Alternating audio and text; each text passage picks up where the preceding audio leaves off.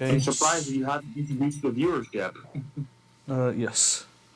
So I've started recording. We're gonna go from the very, very beginning. Hello. This is a bit of a different video from the usual. Yeah, instead of a podcast, we're doing a reaction content. Yes, we've sold out to YouTube. We are pulling a sniper wolf, except not really. We're gonna be doing a lot of commentary. The full musical will be linked in the description. They deserve all the love in the world. This is probably one of the best musicals I've seen ever. Um, Yeah, Star Kid is just this group of fucking idiots that I can't. I they're not say even like, fucking idiots. yeah, they're The not most even dumb. It's love just and like, respect. Yeah, it's just the most love and respect in my heart when I say that they're a group of fucking idiots. yeah, I mean, But they make musicals, and it's absolutely fantastic. They've got amazing stuff like Holden musical, Batman, Twisted, Harry yeah, Potter musical, Harry Potter yep, yep. sequel. I think after we do this one, we're gonna make this more of a regular thing, like on top of doing the podcast. Which another episode, it should be out by now, but when we've recorded this, I haven't posted it yet. Another episode should be coming out in a bit. This is 5 days before Halloween, and it should be done by then. So this is essentially our Halloween episode. Um, so yeah, we're gonna get started watching, and we're gonna be talking like theories, what we think about like the music, general ratings on everything, and maybe at one point we will make a full ranking of all 15 songs in the show. Yeah, although because I think we both watched this before. I think my only oh, by the way, spoilers. Oh, spoilers! Obviously for this entire musical, go watch it beforehand. Yeah, Um, and spoilers. Gay military Jesus sadly is not in it. yeah, no, Any we of didn't you have who a watched the McNamara. preview, yeah, any one of the part of the viewership that has watched Star Kid Mm, would immediately get gay military Jesus. yes, absolutely. I think also because Jeff Blim wasn't able to join the cast this time. He did Damn. write it. He did still write it. It's still his writing, but Yeah, the whole Hatchetfield saga is like his yep, thing. yep, yep, yep. And we're so lucky because he almost wasn't a part of Star Kid. His first role was Holy Musical Batman, and they didn't know they would have him. So we're lucky, truly, that we got this absolute genius. But we should get started. So let's do this.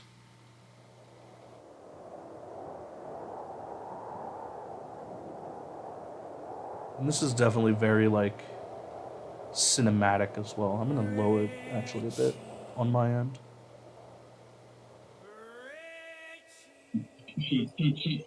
God, the setup here, because like this is obviously they go back, like they for the first act they go back in time. Um, For some but reason, this mine, I can't go back. what? My timing is off on this. It's fucking like 3 minutes. I can't move forward. It's in the middle of high school. Is killing me. What? Really? Yeah, I don't know why. Is it paused for you now? Yeah, now it is. Okay, I'm gonna skip to 456, if I can. No, Where hold is on. it? Where is it right now? It's at 3:49. Um,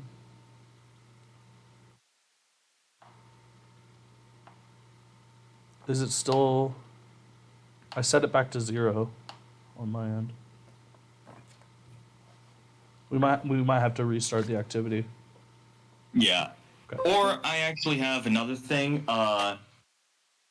It's something that some of my friends do. Shut the fuck up, YouTube. Erwin Williams add. Yeah, actually, I have this thing. I'm just Where going to. where is it Actually, now? uh, I just restarted everything. It just skipped for me. I think you moved it. I didn't try to move it. I'm sorry. All right, I No, put you're it good. back at 0.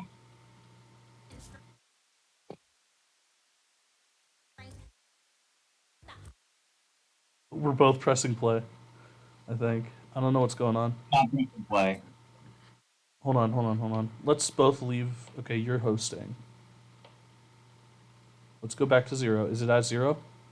It's at 0. Okay, incredible. There's so this is scuff. What is this? Lee and Lee's fucking VTuber streams? Yeah. Sorry guys, this was not our plan.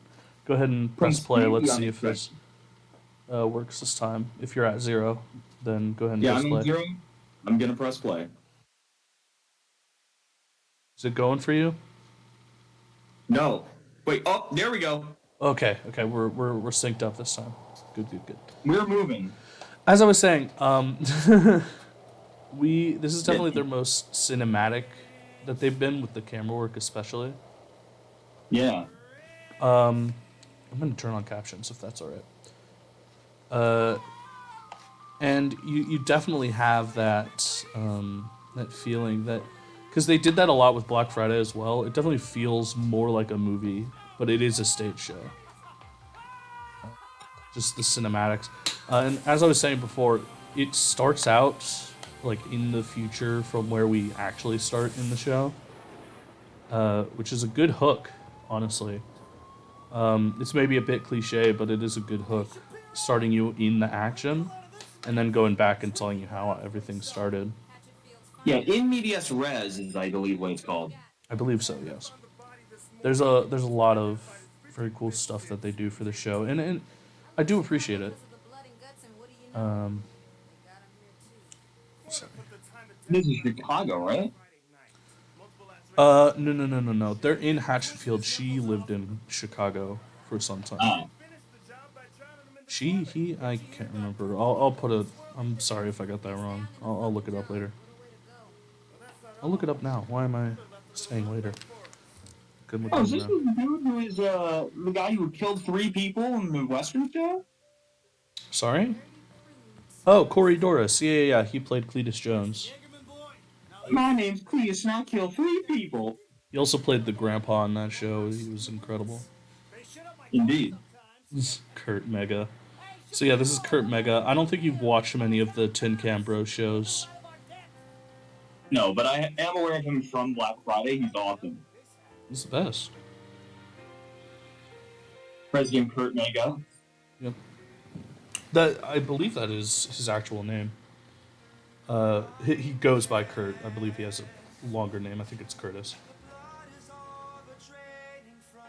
Yeah, this beginning part, it's hilarious.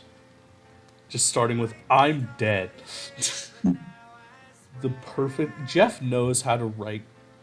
It's really weird because a lot of people struggle with comedy horror, but I feel like Jeff Blim is like the like he is the current peak of comedy horror. He's so good at it, Yeah.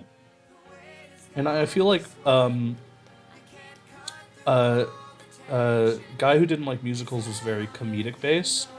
Black Friday was very horror based, and I feel like has a really good balance. It almost feels like a Halloween Town, the Disney Channel movie. I think it was called Halloween Town. You know, that kind of thing. It definitely has that feel to it, especially with the music. Which, by the way, this first song in my top 3. This is one of the best songs in the show, in my opinion. It has the correct vibe for the time period and what kids liked at that time period. Yeah.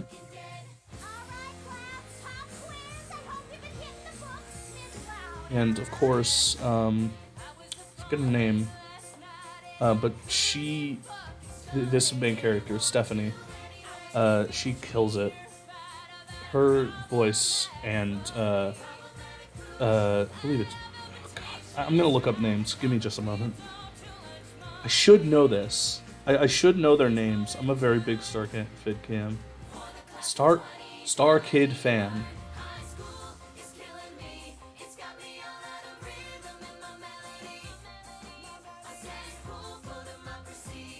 Yeah. I'm not probably as much of an expert in this as others, but from someone who has taken show card for 6 years and has seen earlier Star Kid musicals, the the music and the choreography are actually really good in this. Yep. I'm gonna turn it down a bit more because it was a bit hard to understand you there. Maybe get a little further away or a little closer to your mic. Yeah, it's a so yeah. As I was saying, the choreography and music in this is absolutely amazing right Oh, for now. sure. Probably near Broadway quality. Yeah. But obviously, you have Mariah Rose Faith as Stephanie, and Joey Richter, that's it, as Pete. I knew Joey. I was looking for the last name. Him and Hmm. Lauren are not married yet. I believe they're fiancés, and I'm very happy for them. Um, but yeah, their relationship in the show is very fun. And the girl who plays Grace Chastity. Again, I forget her name. I can look it up really quickly. But she also kills it, and she's part of Smosh also, which is very exciting.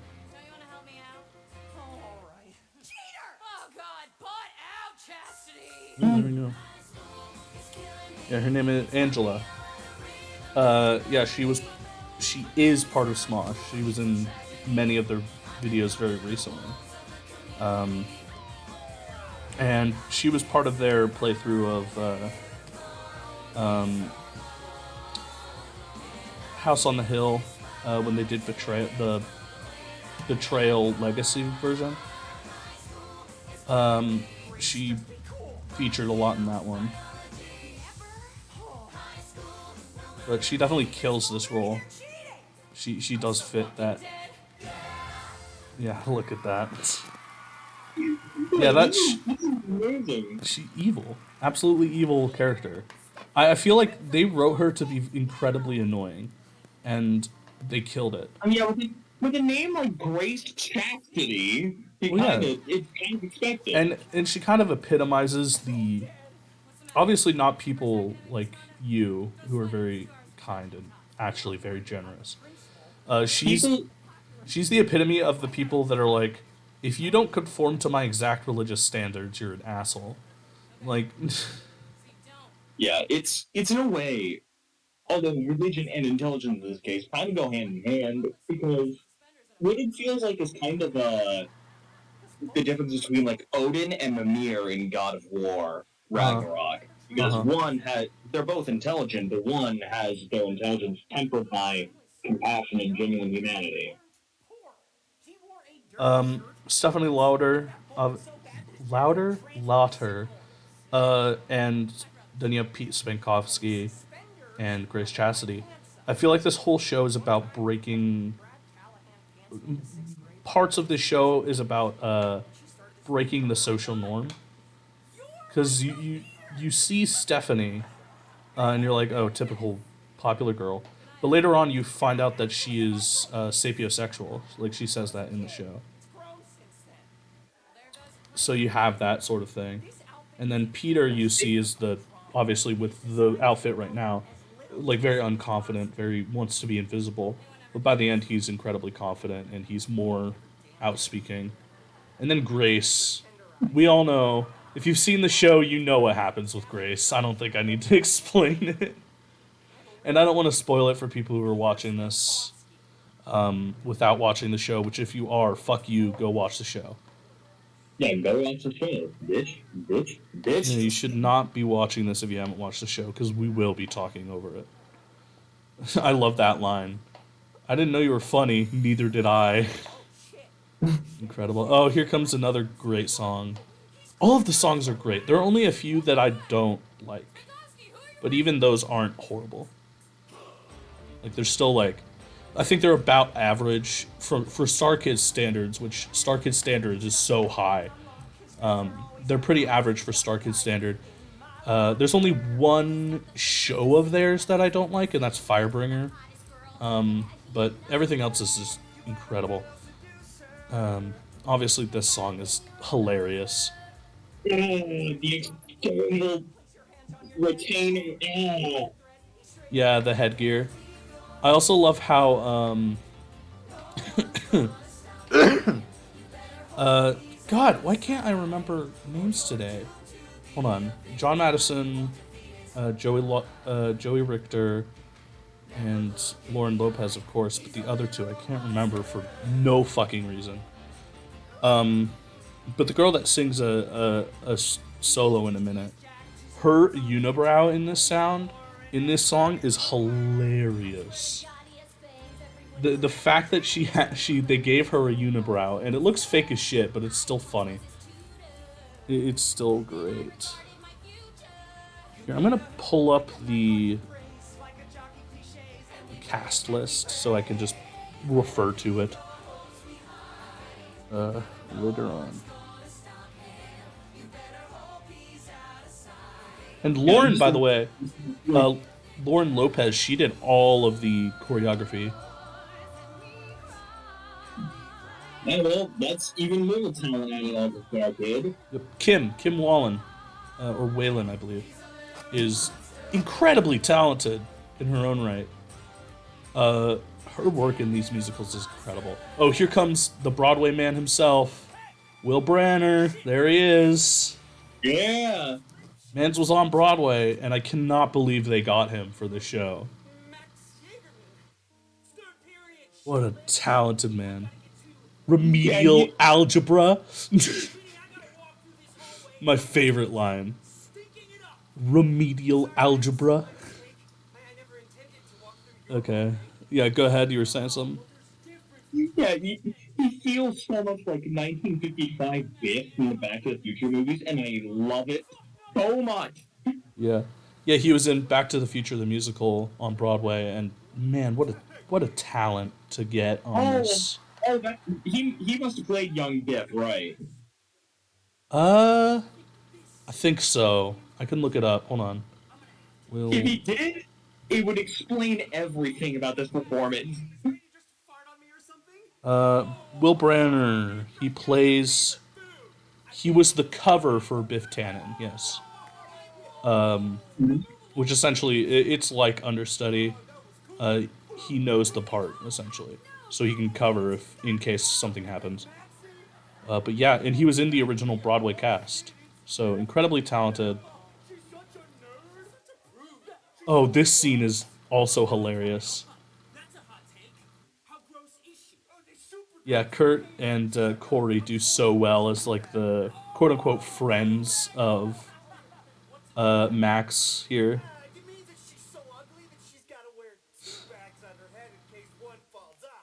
Oh, that's sick, bro. The punch. Bryce Charles, yeah, that was the person who plays the detective. She's also incredibly talented. I feel like you don't see her a lot in these shows, Bryce, or you don't see her in a leading role all the time, but she is incredibly talented. There's Angela. Why is she getting the dance canceled? Because, hold on.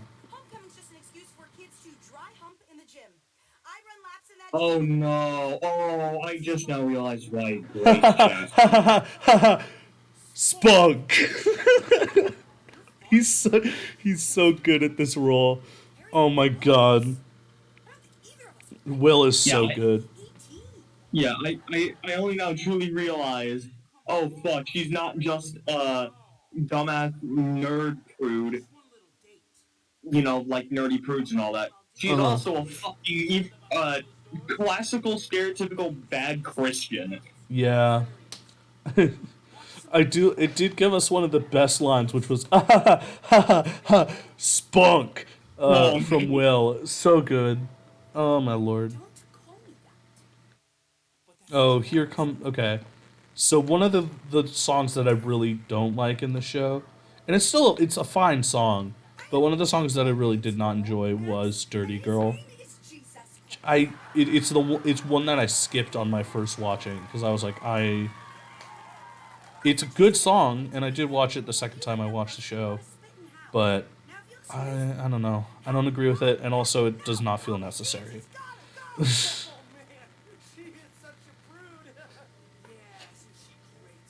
Will. Will plays it up, and he does such a good job. Forbidden fruit, dickhole.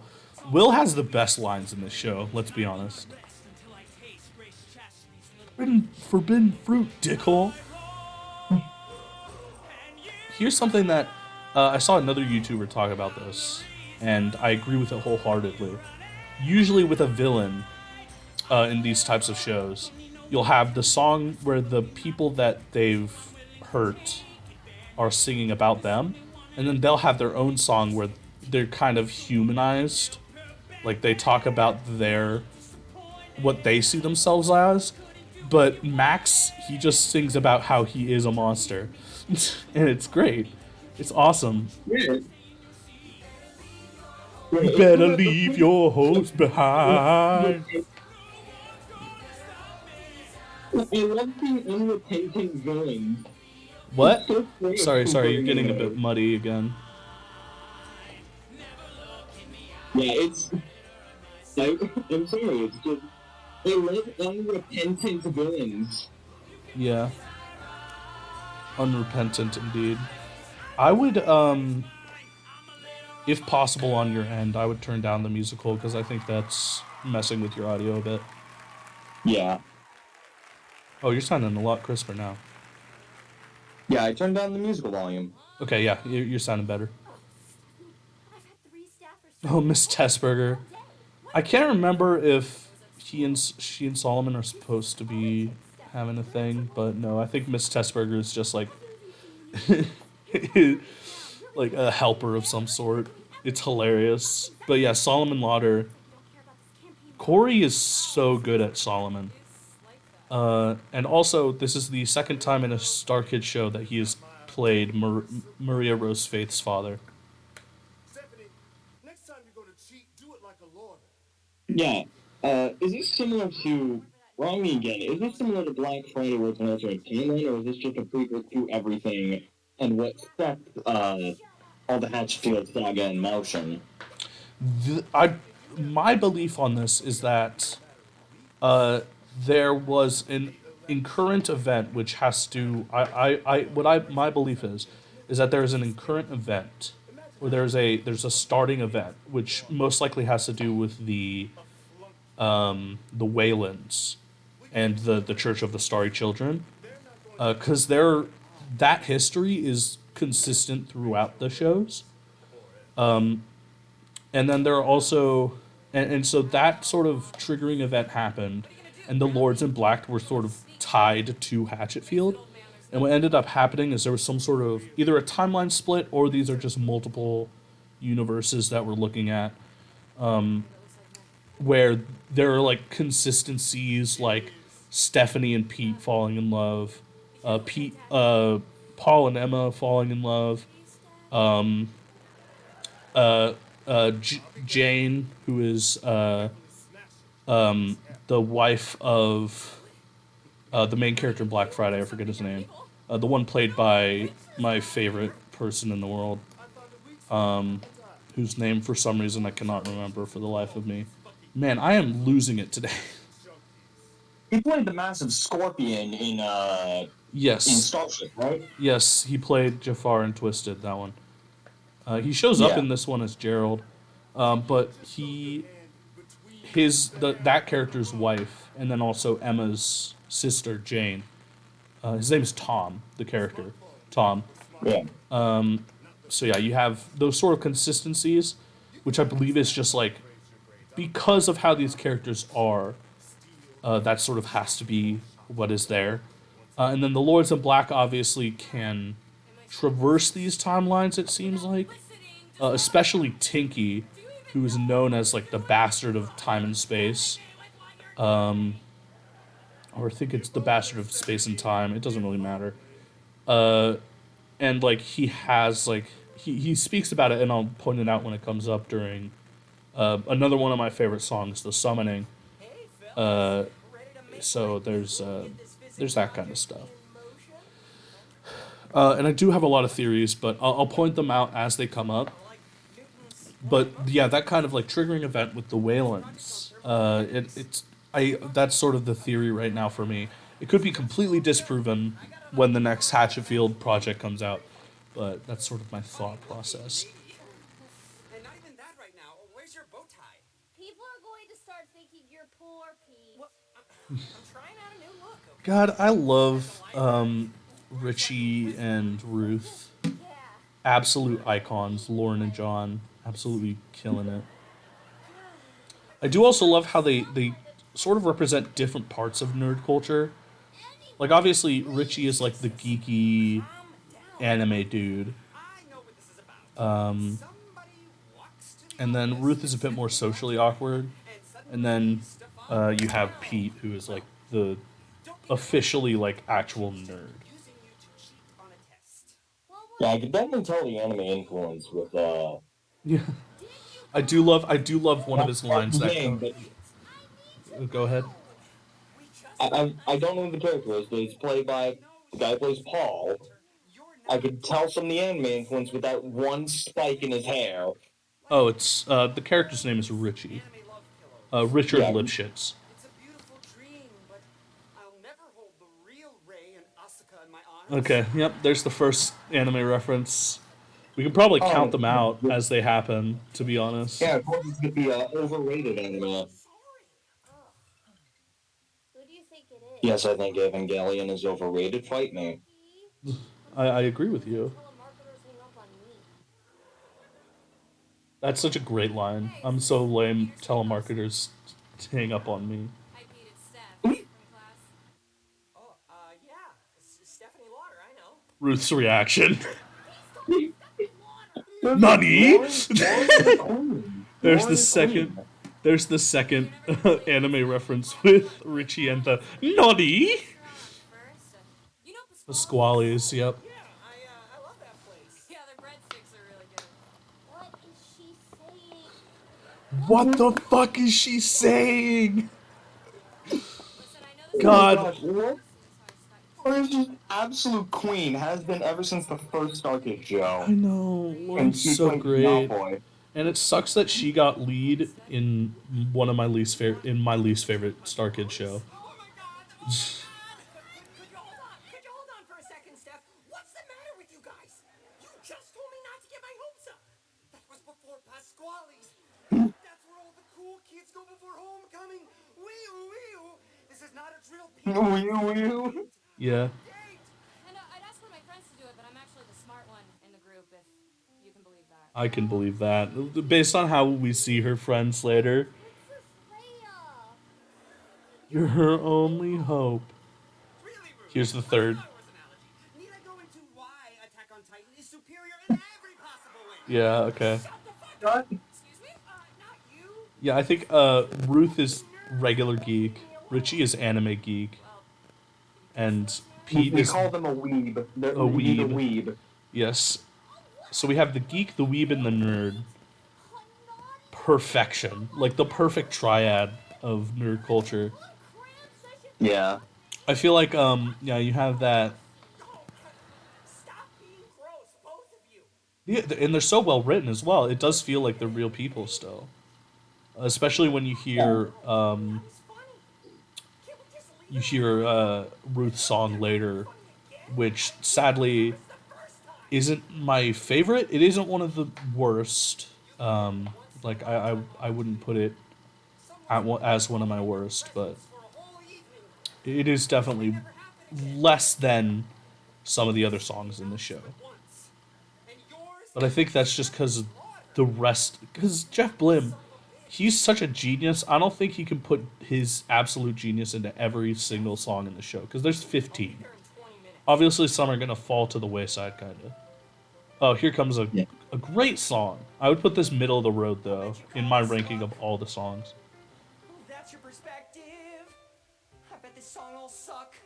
Really good though. Doesn't take a detective. It's as cool as I think I am. It's as cool as I think. Here's the I Want song for Pete here, essentially. But yeah, Peter. I just You'll see him if you watch the Nightmare Time series, which you should if you haven't and you're really interested in Hatchetfield. But there's a different person who plays Pete during Nightmare Time. It's one of the main writers for Star Kid.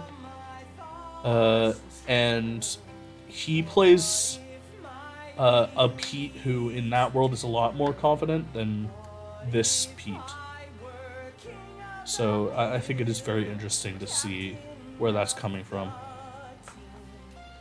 Yeah, this song is great. Not only because there's a lot of cool metaphors, but also because it's a great way of empathizing with Pete. Why did she pick me? I hope I don't know the answer. Cheating's a two-way street. Turning it down a little bit again. Oh, no, it was fine. Yeah.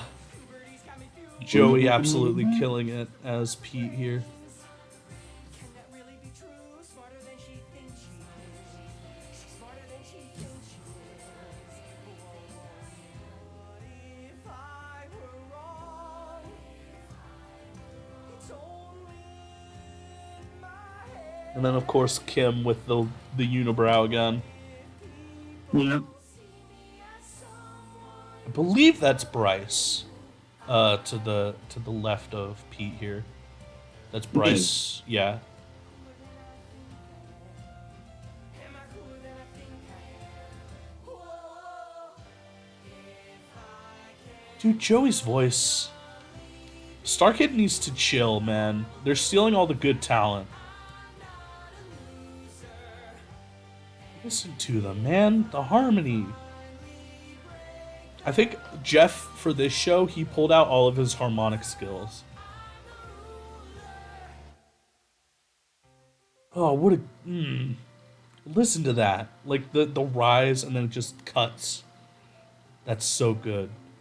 I love when that stuff happens. Yeah, it's incredible. And it builds tension. Because he doesn't know. And I think that's sort of showing, like, he doesn't know. Yeah. Here's the best. No! Shut up! What a great... God, Will hams it up, and it's so perfect for this character. Yeah, and sometimes I just love, like, this little not really fourth wall breaks that Star Kid does. I mean, yeah, that's just something that happens. Yeah, it's one of those fun things that happens just as part of stage shows. Yep. And then also, like, they'll enter from the audience like they did in Black Friday. Such a great one. God, why is Will so good at this? I mean, he's a Broadway actor. I mean, yeah, man. But they're stealing all the good people, man. And he's, like, really good at singing as well.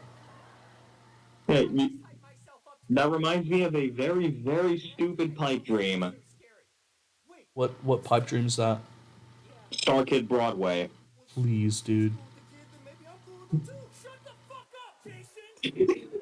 So That's great. going in the quote book. Shut the fuck up, Jason. You just sort of say that on the reg, though. That's not even like a quotable thing. Yeah, just shut the fuck up. Turf is a slur to silence you? I wish it worked. Shut the fuck up. Sonic memes, we love them. Yeah. I love how he emphasized that. Stephanie Lauter. Oh, Rendezvous, yeah. They're playing up the dumb jock thing with the Rendezvous thing, but I love it. It's so great. The answer's still no, by the way. So amazing. So good, man. Man. And then, of course, you've got the Jaegerman on his letter jacket there. Yeah, remind me again what the Jaegerman thing is. Sorry? Remind me again what the fuck the whole deal with Jaegerman is. That's his last name. Oh. His name is Max Agerman.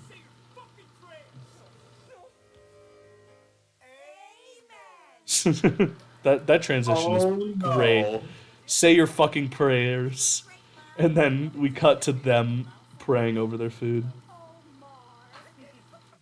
I think it's hilarious. The dad, he calls his own wife mother. Is that's weird, right? Like that's completely unnecessary. It's sometimes a thing, like, at least in my family, Is that like a sometimes when I'm around, my dad calls my mom, and my mom, and vice versa. is that like a suburban thing, do you think? I think, yeah, it's just a suburban thing. Yeah, I lived in a Although my parents townhouse. are, yeah, though my parents are not even 1% as pretentious as they are. Yeah, man. They're chill.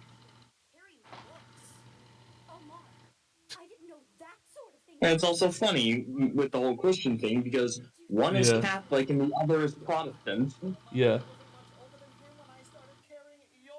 Although both are agnostic now, Yeah. kind of like I This am. this whole scene is hilarious because like she's talking about Max saying, "Can I carry your books?" And they're like, "Oh, that's disgusting." Blah blah blah. I think that's just hilarious.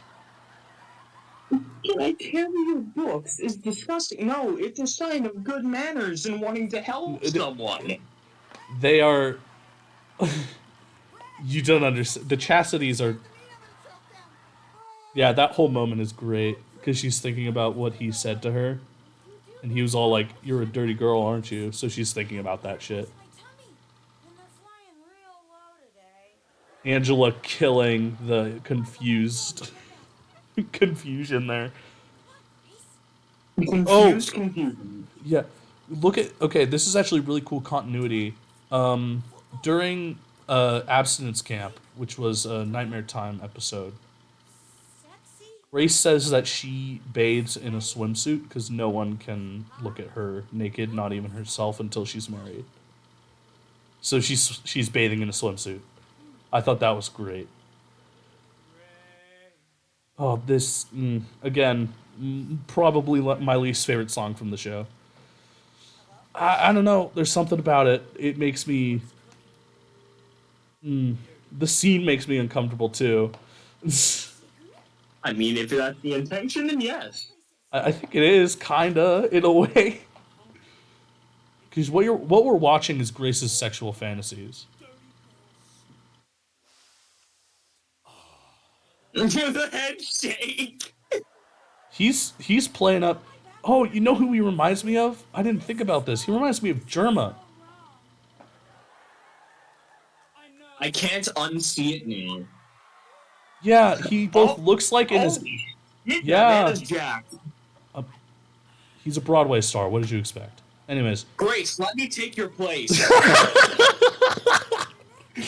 Meanwhile, me with a girlfriend can say nothing online about that kind of shit.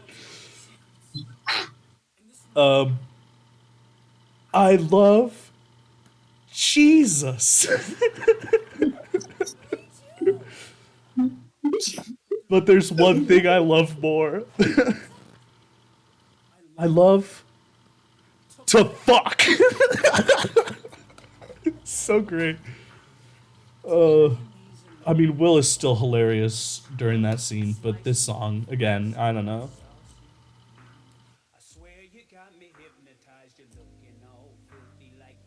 Again, these aren't bad songs, but it's below most of the other songs, in my opinion.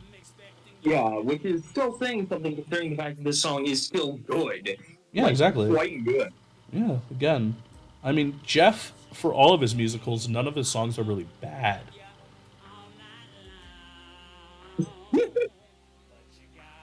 Yeah, his movements in this song, he's playing it up and doing like the poses and shit. They really looked at this man and said, "You're buff as fuck, you're gonna be shirtless for this scene." And they're just showing showing off the musculature there. His Oh no, ass. I'm just now imagining this dude saying Germa quotes in his character voice. I mean, Max. If I Yeah. if I put you in a blender and only your eyeball comes out, There's something. Angela's not a bad singer, but is it only me that there's something about her voice? I don't know what it is. I think she's just a bit raspy when she sings. yeah, You I hear think that? that's yeah, I think it's just probably a slight lack of hydration, and also singing while doing a specific voice is hard to No, do. because I don't think it's not the character. Because she was a bit raspy in Black Friday too. It might also be just something that she can't control, which would be understandable. Still a great singer though.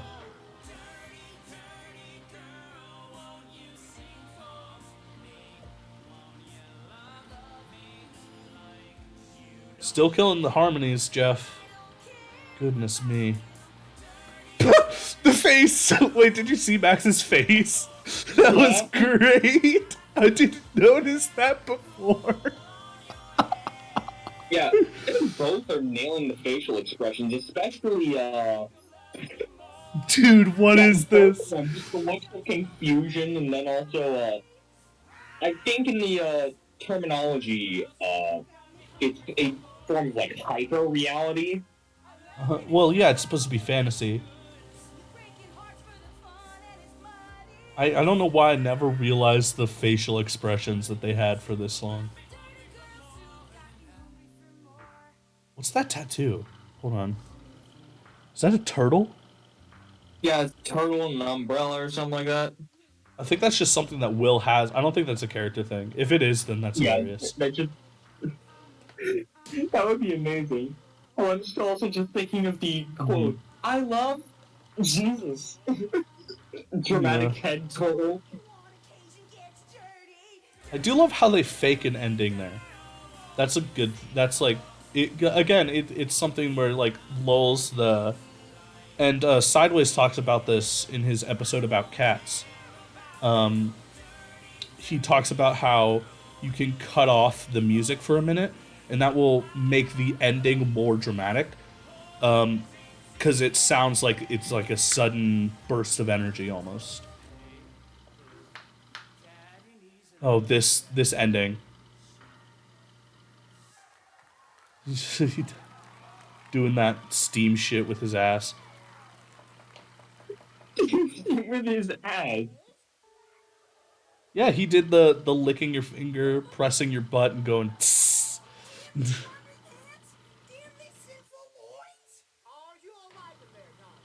She's still speaking in like Bible speak. There. It wasn't a moan. It was a groan. Yeah, I'm doing a number two in here, a real big one. I'll get the plunger. What a line there. Yeah. You can't be So many quotable lines and so many Star Kid shows. I know, man. This is his I still think probably one of the ones I want to say the most is just one of the ones said in Twisted where Jeff, yeah, I think it's Jeff Lynne playing Aladdin, just like, hey, you fuck.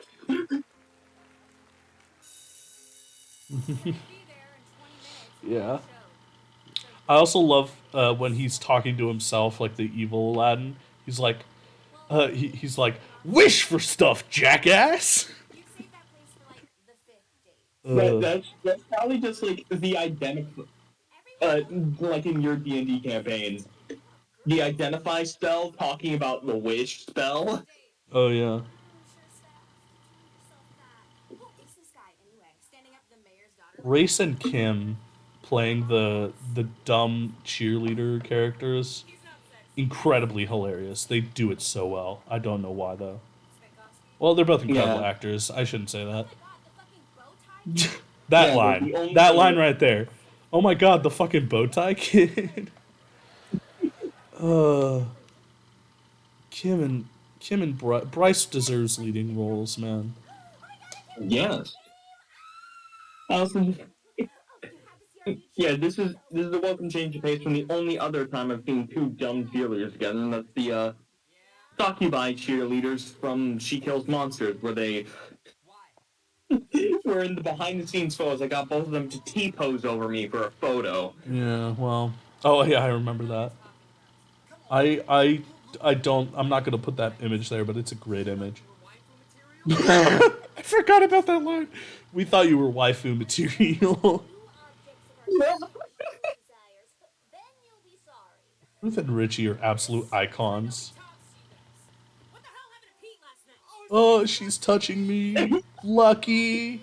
Yep. Honestly, just the entire thing with Richie is that he even speaks like he's one of those bad anime dubs. Or like, yeah, no, I think I know what you mean. Or like the typical anime nerd character. Yeah. Like even using like speech inflections Ruth. and ways of speaking that aren't Uh-huh. found anywhere except, oh shit. Yeah. I was They're, about to say except for anime, but oh shit. yeah. The concerned looks they give each other. I think that's the moment where it's like, okay, they're falling in love. Stay in the bathroom.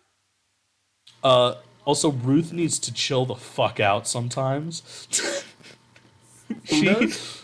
she. I get being pent up, but Jesus Christ.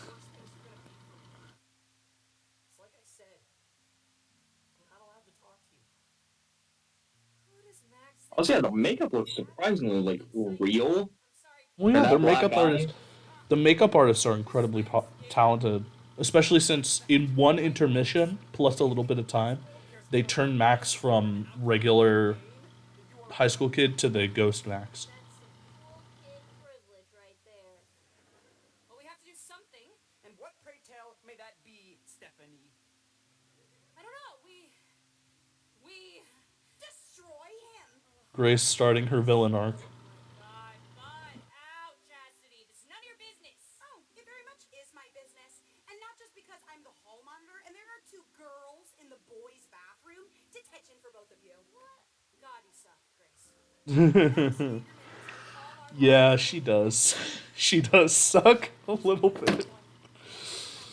I feel like Angela is playing the character that you're supposed to hate by the end, and she kills it.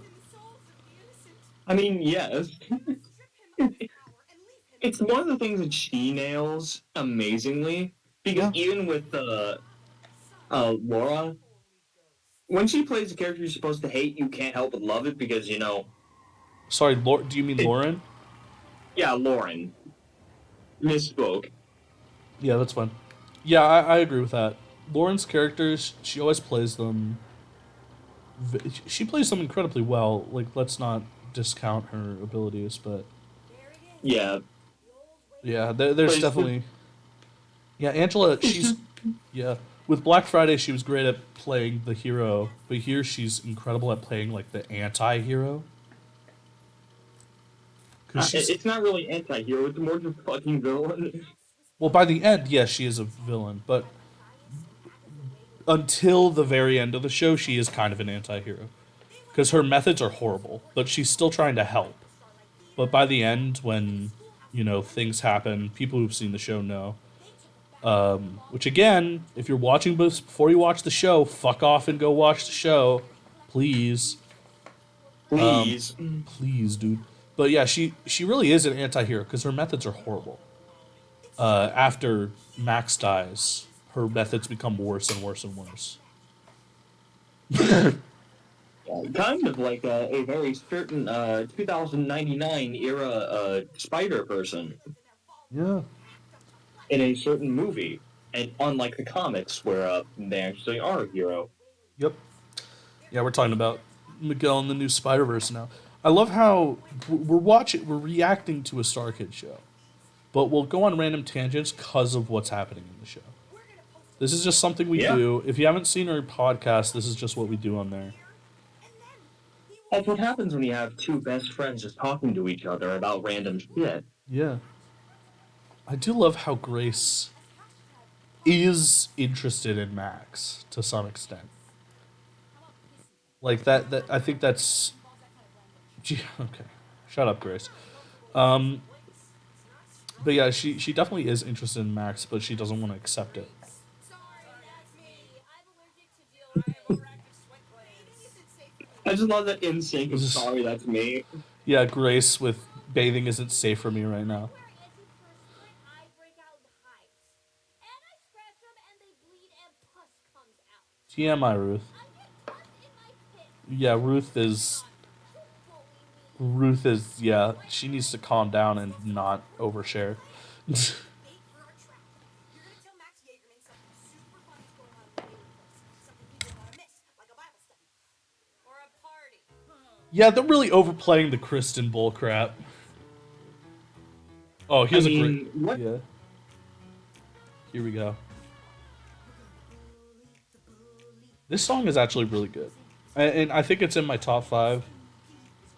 The reprise isn't, but this is definitely in my top five. The Jaegerman? We're gonna invoke his fury by making him Anyways, yeah, they overplay the Christian stuff a little bit. I think just to like hammer home that she's like the bad Christian character, and it's like, yeah, okay, we get Yeah. it. you're in charge of Techie and Richie. What's our budget? Such a great line.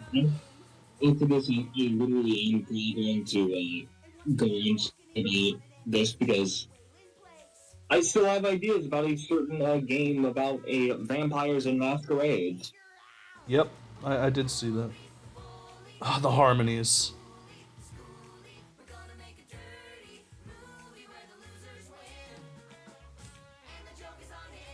They really got their five of their best singers, and they were like, let's just put them all in one song. Can we also talk about how Mariah and Joey's voices work really well together?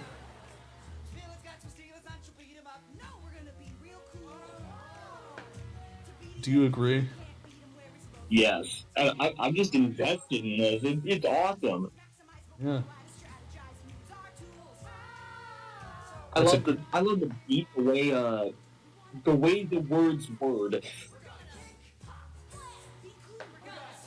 The flow. That's what it is. Flow. I love how Steph is sick of their shit.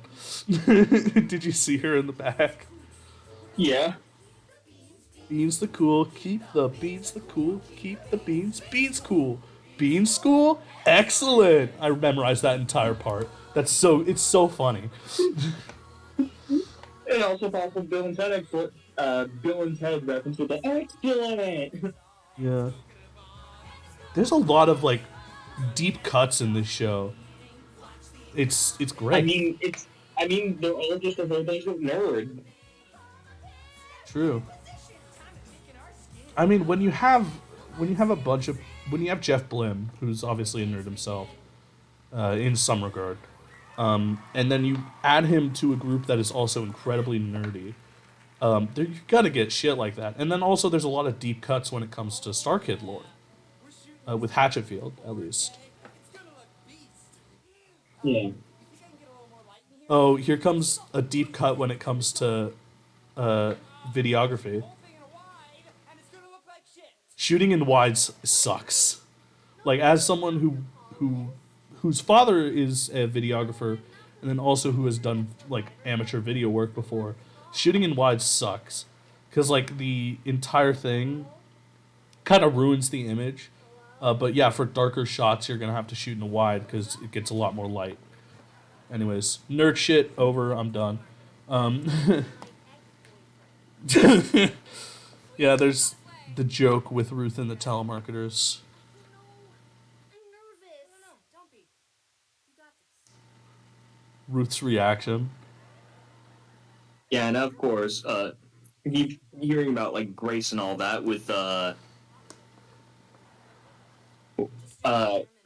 the whole like bad Christianity thing. Real quick plug for example of good Christianity. Check out the movie Hacksaw Ridge. Yep. Shit is amazing. Yep. And also there's a movie that didn't get enough attention called Jesus Revolution. We talked about it in another one of our videos, but it's a great movie. Oh yeah, the Lin-Manuel Miranda line. What a good. Oh my lord. And then the deep cut with the homeless guy, because Joey plays that character too. Also, Joey, sorry, the homeless guy is canonically Ted, by the way. Check it out. Huh. Yeah, if you watch Time Bastard, which is another Hatchet Fuel or Nightmare Time episode, and spoilers for that episode, and sorry, Jack, if I'm spoiling this for you, but Ted, he goes back in time, not by accident. He wants to fix something that he did wrong, but he goes too far back. He isn't able to go back to the modern day, and oh my lord, Ruth. But he goes back to he can't go back to the modern day, and he ends up becoming the homeless guy. Fucking useless, Pete. What? There's a deep cut. That's actually a line that Ted says to Paul. You're fucking useless, Paul. Here's Will Branner acting drunk.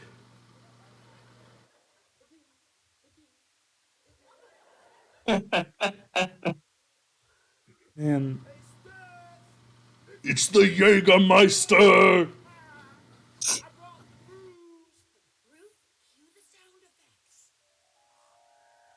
Here, The only thing I hear about Jägermeister is that one time the Nostalgia Critic had them for the fucking Titanic reviews. yeah. The diegetic music. Steph, Kyle, Linda, if you're gonna surprise me, do it all fucking ready. I gotta take a piss. Here comes another funny line. What? The spirits of Wayland Hall. Now your soul shall be ours. Oh shit! Oh fuck! It's a fucking ghost! This is awesome, Grace. It's working. I always knew you fuckers were real. I've been scared of you my whole life. But it's time to stop running. Oh god, the bait and switch. Here, ghost. I'm gonna kick your fucking ass. Max, what an icon Max is. Is he not buying it? No, he thinks the ghost is real. He's just really fucking brave. John kills it as Richie. We'll see about that. I'm gonna make you say boo-hoo, bitch. Yes! I make the dead run in fear. I am Jägerman. I am God. Will is. Oh, I love Will so much. The skeleton. The skeleton. Oh my goodness. Is that a? take on chance? I also love how Will, instead of saying skeleton, he says skeleton. Maybe I should just run. Where, Max? Back home so Dad can call you a little cuck? Can't even fight off one lousy skeleton? Also, some Max backstory there. No. I've got no choice. I think the I got a bone to pick. the puns as well. Abort the plan. It's not working. It's working for me. Yep. Yep. Okay, Gris. But then you have like, I think the implication with the line that Max said before fighting the skeleton is very like, the implication is that he had an abusive household. Ah. I think. I don't know if that's true or not. It's all a prank. A trick to scare the shit out of you. Because you deserve it. Oh, another bait of switch coming up.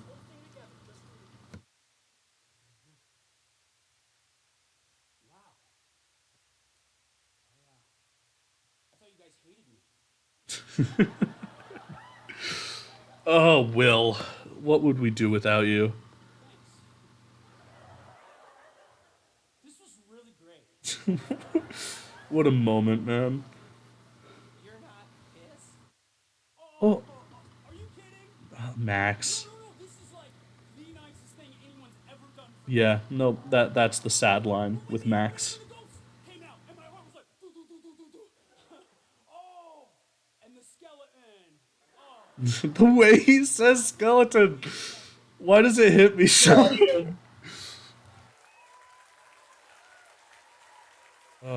Man, what Warm an as a icon. bean. Warm as a small bean.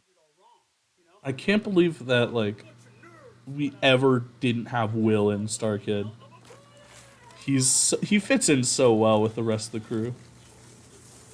And here's the Max death. The noises. Oh, the noises. I told you this place wasn't structurally sound. He just fell like 3 stories. Yeah, this musical, man, it's great. It's well written. Of course, it's Jeff Blim, but oh, the effects here are great. Using the lighting to depict blood. Great way to not have like blood all over your set. Mission accomplished. And then the rest are like, no, no, no, no, no, no, no, no, no. What the fuck? Yes, we're still here. Shut up. Just like these fucking losers. I'm gonna kill you all. Nerdy. Here comes the title drop. I don't think we needed this, but it is well done. Look at it. The effect is a bit fake looking when it's close up like this, but I'm sure on stage it looked a lot better. Yeah, but also, this is lower budget. You can excuse that. Well, yeah, for sure. Like in Black Friday, they added a bunch of fake effects. Like they did digital effects later. No, this was an accident. The video will show. Yeah, the video will show this was clearly an accident. Oh, this line. Didn't get the ball, but I did get a lot of incriminating footage of us luring him here with malicious intent. Gonna make us look even more guilty. We're going to jail. That's great, man. My luck, no one will even bother making me their bitch. Ruth, what an icon. Bisexual icon right there. Because we just murdered a football star right before the big game. This wasn't murder. Oh, Grace. Grace about to blame it on God. It was an act of God. Yeah, well. Max Jaegerman was a perv, and now he's rotting in hell for it. Oh, yeah. Like that's... Bruh. Yeah. We're not going to court? Trace, I don't know what you're talking about, but we have to tell the police about this. What? They should have. Might They should have. see that. Yeah, Should have what? they should have told the police. They should have been like, hey, an accident happened at the Whalen place. We were. They probably wouldn't say that they were like scaring Max. They would have been like, we were having a party and like Grace's dad owned the place, so it was kind of okay. And Max had an accident and like he fell. That would have been more smart than what they did, but yeah, the fact that they didn't is here again, the reprise not in my top 5, but still a hilarious spin on the first version of the song. This is a lie. It is. We're gonna hack all his limbs off. Done! The piano hits are hilarious here. Stop saying it. How else you gonna fit? Petey grab the hatchet, Ruthie, you can grab the acid, and Steffi take. You want me to film this? Him up the plastic after dousing him with Are you still there, man? I think I'm gonna throw Yes, I'm here. I'm just listening. your face. Do you wanna get the fullest ride? Then start cutting right above the thigh. I feel like the harmonies here are even better than the first version. Your prison is cushy. Oh, my ass is back. He'll never be It's found. not like we're selling crack. It's not like we're selling crack.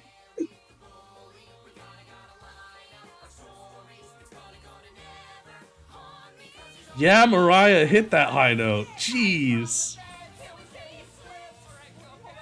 Dude, why Mariah Mo's Faith so talented.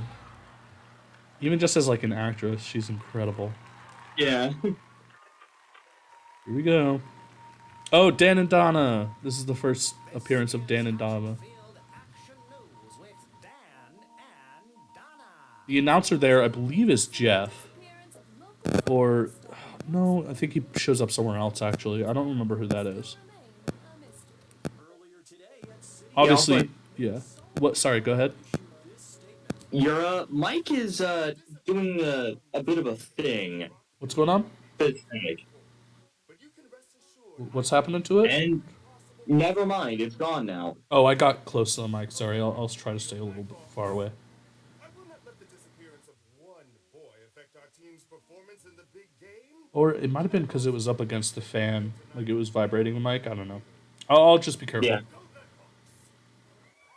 Mayor Lauder. Inspiring words in this time of need. Yeah, Dan and Yeah. Donna. Oh, Remind me again why Jeff Lynne was unable to be part of the cast in this. I don't know. I think it was just scheduling issues. It's been the best 2 weeks of my life. Who'd have thought the absence of one negative influence could make us all so much happier? That's such a raw line. I can't wait to watch you play tonight, Kyle. And I can't wait to watch you cheer. You know, cheering takes just as much skill as I like how much like nicer they are as soon as one, yeah, like you said, one bad influence is gone, and now they're just so much nicer to each other. Thank God Max is gone. Wasn't he your friend? Yeah, but he forbade me from dating and he wrecked my dad's skidoo. Fuck that guy. Good for you, babe. Repeat, right up. God, what a Kurt Mega, man. With flying colors. Kurt Mega is Kurt Mega. C plus. Steph, With flying colors, she says. A C plus. Phone back and everything. And I couldn't have done it without you. Helping me study these last 2 weeks. You know, this is Okay, I feel like at this point they're in love, right? Yes. Yes, they are. Yeah, They good. completely are. Also, mean- I see that Fleetwood Mac shirt. Yep. Yeah, no, they have a lot of. Yeah, that's another kind of deep cut, and it's a very small detail. that night. I love this next line. Steph, I'm trying to feel bad about what we did, but it is really hard to do that when everything is objectively better. Everything is objectively better. Yeah, so I find it funny that she's wearing a Fleetwood Mac shirt because one of Fleetwood Mac's songs is Little Lies. Nerds go to football. Little lies? Yeah, Little Lies. Oh, interesting. And guess what they've done? Oh, They've lied interesting. about their involvement. Wait, if that's intentional, that's kind of sick. we could go sarcastically. Yeah, I'm not sure if it is intentional, but if it is, that would be actually really cool. Yeah, I mean that would be a costumer cool thing. I don't think Jeff would have wrote that in, but that is a pretty cool thing if that is what they intended it to mean. God, that's such a. Yeah, those two like they like each other, but they're saying nothing about it. Yeah. The trees are greener, the sun's brighter, and I'm going to the big game. Fuck yeah! Joey kills the like, It's like the first day of school, yeah. and this would be the opening to Act 2, by the way. The intermission is between this and the Wayland Place scene. It's like the start of a new year. I believe that's what I've heard at least, because I didn't actually see the show live, so I wouldn't know. You're early today, Mr. Winchester. Thought I could open up my locker without the fear running through me. And now I don't eat all by myself. Once again, Jeff killing the harmonics here. Yeah, also I find it funny that I find it just fun how as soon as just this one dude gets killed in this horrific manner, then immediately after everyone's just having a good time. Yeah. It also makes sense with what happens next, that everyone's so happy, because Max isn't dead. Again, spoilers, but if you haven't seen the show at this point, what the fuck is your problem? What is your problem? Why What are you is- watching us? Why are you watching us? Why are you here? We're talking so much over the musical. Why are you doing this to yourself? You should see the musical now. Go watch the musical now. Yeah. You should subscribe to Star Kid now. Yeah. And then obviously you have the canon there, which is like, I believe that's what it's called when you like repeat the same thing with multiple people. HT. This is actually really funny. These lines. Because it is something, it does feel like an actual like cheerleader cheer. Yeah. And then again, Lauren on the right there, she did all of the choreo, and she did such a great job. Oh, the switch up here, so funny. The fuck you Clivesdale shit, so great.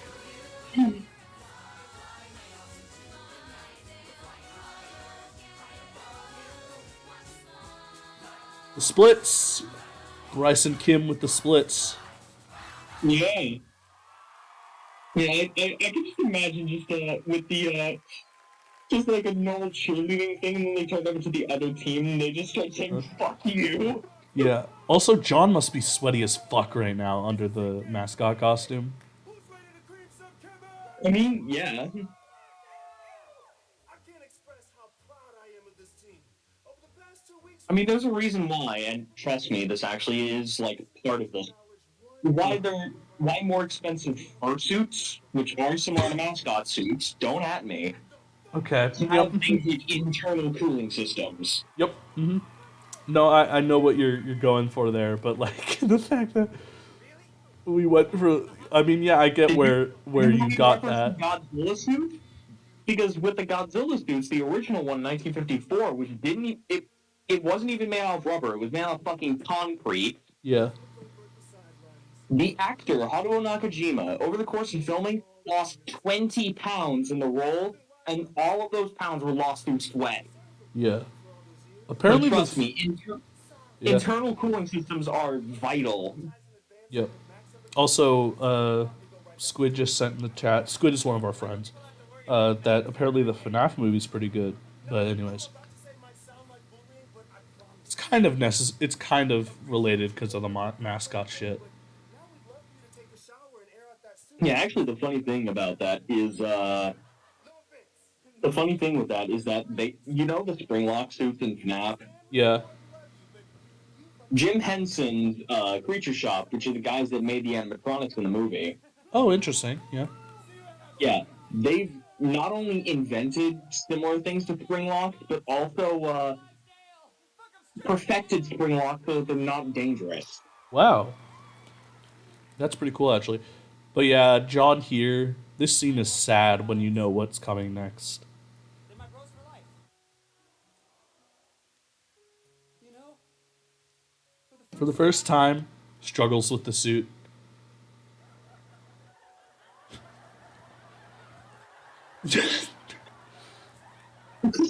So great. I feel like I belong. I love this school. I love being alive. And then he dies.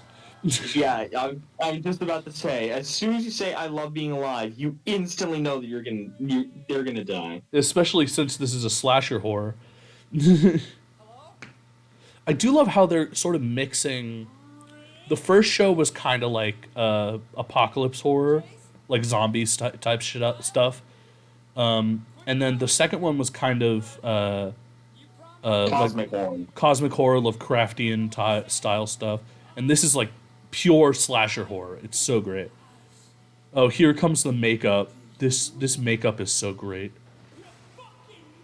Oh, He also is sparkly, which I think is supposed to. It's not like him being gay, or he might be gay. I don't know. Closeted maybe, but he's sparkly. I think to insinuate that he is like kind of spectral, like he's less corporeal in a way. yeah. I was also going to say something like, "Oh no, he's a vampire from Twilight." I think like he looks like a mixture of like a vampire, a zombie, and a ghost. You can see I'm much improved. For you, ya bitch. Man, Will is really good at singing. Listen to him. Ugh. There's the Smoke Club reference, obligatory for Hatchetfield. And And then like he has powers. Like you can see he has like he teleports in a few scenes. And then like he does that shit with Richie, and then he's gonna close the doors in a second on Richie. And he's still like he's talking like Max did. Close the doors. Yeah, it's so great. Oh, is it supposed to be thunder? I wouldn't know. It sounds more like doors closing to me. I'm honored. Yeah, look at his face here. Yeah, it's amazing. Will does. Will's killing this part. Is it just okay? I do feel like. I feel like the reincarnation or whatever happens that the Waylands put on the house. They don't specify the spell, but it just like brings people back to life, I guess. But when he does that, it almost seems like he becomes more wrathful, like angry. If you get my drift there. There's also, the possible whole, thing of, this is literally one of the people that fucking killed him. It also is like he swore on his deathbed that Nerdy Prudes must die, so that may be a part of it. Yeah, he's definitely a spirit of pure anger and vengeance right now. Yeah. Listen to him, man.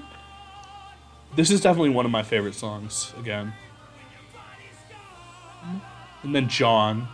Oh, this next line for Richie is devastating. What did you say? Don't kill me. I'm not a nerdy prude. I'm not a loser. God. Poor Richie, man. Of course not. Richie. But you have lost. Everything. Yeah. God, man. Yeah, and the music as well.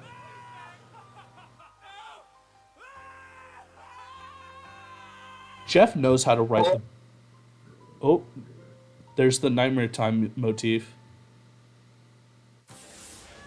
Which, by the way, first appeared. I have a lot of people I know don't know that that motif actually comes from the guy who didn't like musicals.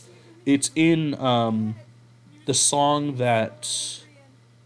It's in the song that plays. It's the person's daughter, the one Bill's daughter, Alice. Her song, that motif shows up a lot. And then they use that melody for. Yeah. What? Yep. La da da la di da da da plays here. But the Nightmare Time motif, it actually shows up during, like I said, Alice's song "Not Your Seed" in the guy who didn't like musicals. And I see a lot of people not talking about that. It sort of gives me the idea that like that, because then they named the show Nightmare Time, so they had to use that melody. Because the line when they sing that melody is "Look what happens, Nightmare Time." So it became the motif that sort of encapsulates Hatchetfield in a way. Oh, one of my favorite jokes is coming up. It's so. Oh, Mark, that's wonderful. Congratulations, Dad. You see, Dude, he plays that dad so well as well. Yeah. Oh, by the way, Kurt and I believe I'll have to look this up in a second, but I do believe that Kurt and Kim are fiancés or married. I can look it up really quickly. You don't say. And then the punchline comes up in a second. What'd they find, Dad? They didn't say. What a great line. I'm gonna check really quickly if I was correct there. Yes, Kurt and Kim are married in real life. Nice. So them playing the mom and dad is very apropos. Is that the right word? Yeah. Kinda, yeah. Fucking chemists. You know, I can't believe I'm saying this, but it would have been nice to have Max back. Just for the big game. Alright, I'm gonna need the three of you to shut the fudge up about Max Gigerman. Why? What's wrong? And then this is the start of Grace like truly losing her mind. We covered all our tracks. Except, I and she becomes a lot more like angry, and she explodes a lot more now. Grace? Is there something that I do think like the how Grace as a character changes throughout the show is very interesting from like a writing standpoint, because she goes from like the typical like Christian girl stereotype into someone truly insane. It's a good thing my dad's all the way in the place. Because he's gonna get a huge commission. I find it funny in a way. Because in a way, it's funny, kind of like Claude Frollo from The Hunchback of Notre Dame, especially the Yeah. movie, where it's supposed to, there's supposed to be this sort of authority in Christianity, but their blind devotion is what ends up turning them evil. Yeah, no, there's definitely that kind of vibe here. Here's the scene with Kurt playing the super angry cop. Hi kids, come on in, have a seat. I do, dude. Kurt has so many quick changes. How does the man do it? Get your hands out of your pockets. Sorry, sir. And then he like delicately like his hands are up. You guys want some coffee? Can I get you anything? Anything at all? I love how Grace is still trying to act Fucking chemist. like she used to, with the huge smile and everything. Too bad. Oh, it's slipping. Yes, me, they were missing the most important member of the I think it's also very interesting because they don't say immediately who the person they're talking about is, so it makes sense that they thought they were talking about Max, but they're talking about Richie, who was Zeke the Fighting Nighthawk. You see, kids, Yeah. he was murdered. How do you know it was murder? Yeah, it could have been an accident. Yeah, maybe he fell. That's what happened. He fell. Shut the fuck up, I do love how there was a characterization here where obviously with her background, of course Stephanie would know how to lie, but the others wouldn't have had a reason to. Enough to kill him. Yeah, just maybe enough to scare him or teach him a lesson. Not even that. When was the last time? Steph is freaking the fuck out. Bullshit! Oh, here comes the cop. You sure you didn't see him in your AP calculus class last week? What? That's it! Listen, Grace is absolutely gabsmacked that he just said a curse. Yeah. Clydesdale! Fucking Clivesdale! He's so angry, and Bryce's character is so done with it. I love it so much. Yeah, I just had like Ugh. this idea.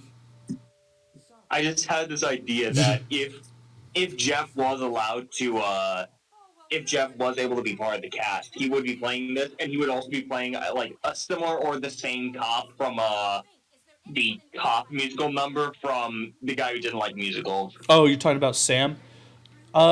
Yeah, maybe. I don't think it is the same. Supposed to be the same cop. I don't think it's written that way. It's just a random cop. I know, but if Jeff was part of the cast, it could have been like Could this yeah, one. it could have been absolutely yes. Bailey, Shapiro, we got a problem at I don't remember who this guy is, but this is a cameo. shit. Let's go. So that was a cameo from someone in the someone who was part of the group. I can't remember his name. I recognize the face is the thing. Lauren is killing it. The way that she just buries her face. I didn't see that before. Those were Jaegerman's last words exactly. You know, maybe it's a coincidence. People tell me to die every day. Oh, poor Ruth. I don't think so, Ruth. I think somebody knows what we did, and now they're after us. How could anyone know? Because someone spilled the beans. All are cool beans. Oh god. Bean School. Meme companies. Meme companies, yes. Have you seen that clip? I have to send that to you at some point. I know that there's a clip of David Bowie saying meme school. He did once say meme companies, I believe. Someone told. Or there was someone else in the house that night. Don't be ridiculous. Wait. Grace is going mad, Grace. and it's perfect. Relax, you little fake. I'm gonna get those pigs off our backs. Oh my lord, Angela Oh my kills god. it. Yeah, also, David Bowie said both meme school and meme companies. Yep, I know. Oh, this is great. Shock, despair, tragedy. All of Hatchetfield is reeling after an unspeakable loss. A loss to the Clivesdale chemists. Oh lord. In other news, two Also, I believe this is Joey and Lauren doing Dan and Donna. we're taking you live to City Hall for an emergency press conference. I don't think they've ever not played Dan and Donna in a Hatchetfield project. Here's Corey as Mayor Lauder. He kills it. There are a couple moments where it's like, you can say like, oh, this is where he's standing up for his daughter, but what he's actually doing is like protecting his reputation. I think that's great characterization. Is there any truth to the rumor? Like right here. Questioned by the police. Is she a suspect? My daughter is cooperating fully with the investigation. She has nothing to hide. Yeah, that's not him like being like, this is my daughter, don't talk about her that way. That's him like, there's nothing in my family that you can prod at and ruin my reputation with. Which is a very, very good representation of career politicians. Oh, Dan and Donna. There's Dan. Yeah, literally, as soon as I walked in, I for some reason thought at first glance, wait, Brian David Gilbert? Dude, if Brian oh my god, if Brian did a Star Kids show, I would freak the fuck out. That would be awesome. Also, a lot of people online, I've seen this a lot. A lot of people online rank this as their favorite song. This is a bad song. I don't like this song. It's good, but looking at the rest of the songs, this is right above Dirty Girl for me. But it's the second worst. I'm sorry. Like I'm gonna get flamed for that by the community, but I don't like this song. The harmonies are great, but I don't know. I feel like it's propped up by the cameos is the problem. It just feels like an excuse to make a bunch of cameos and then also I don't know. There's something about it. It is cool to have the cameos like Ziggy here. Also, we have a canonical name for the man in the hurry. It's Barry. Yeah, it's great. But again, this just feels like an excuse to have the cameos for the different characters, and I don't know if I agree with that. To be fair, it's a good song, but it's just not as good, like we said with Dirty Girl. And then this reminds me of Frank Priestley. Yeah. Charlie is a deep cut, by the way. Charlie is in the last episode of the second season of Nightmare Time. I believe he's a social worker. I could be wrong on that. Yeah, also, even just with that one little brief thing of Man in a Hurry. Well, okay. Immediately, Jeff Blim just comes in and just like Steals the show. Just kind of steals it. Yep. Yeah, the cameos were for the people that couldn't like be there and do all the shows, so they just had them cameo really quickly. It's cool that they're still in it, but again, the whole song feels like an excuse for this. And then also obviously the solo is incredible. Bryce is doing a killer job. Oh, also Dan's face. Just look at Joey. Yeah. Yep. Mm-hmm. And then That Kurt in face. the back as well. Hold on. Linda, call my lawyer. Obviously a reference to Black Friday, but yeah, Gerald. Um,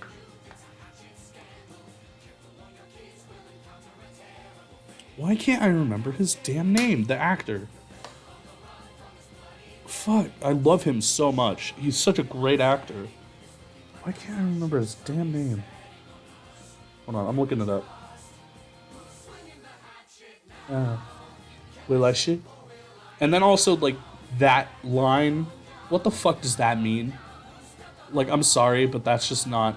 That doesn't sound like a line that should have been in this song, right? Is that just me? It feels like he ran out of lyrics and he was like, that's kind of funny, haha.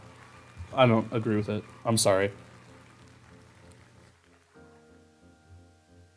Hey!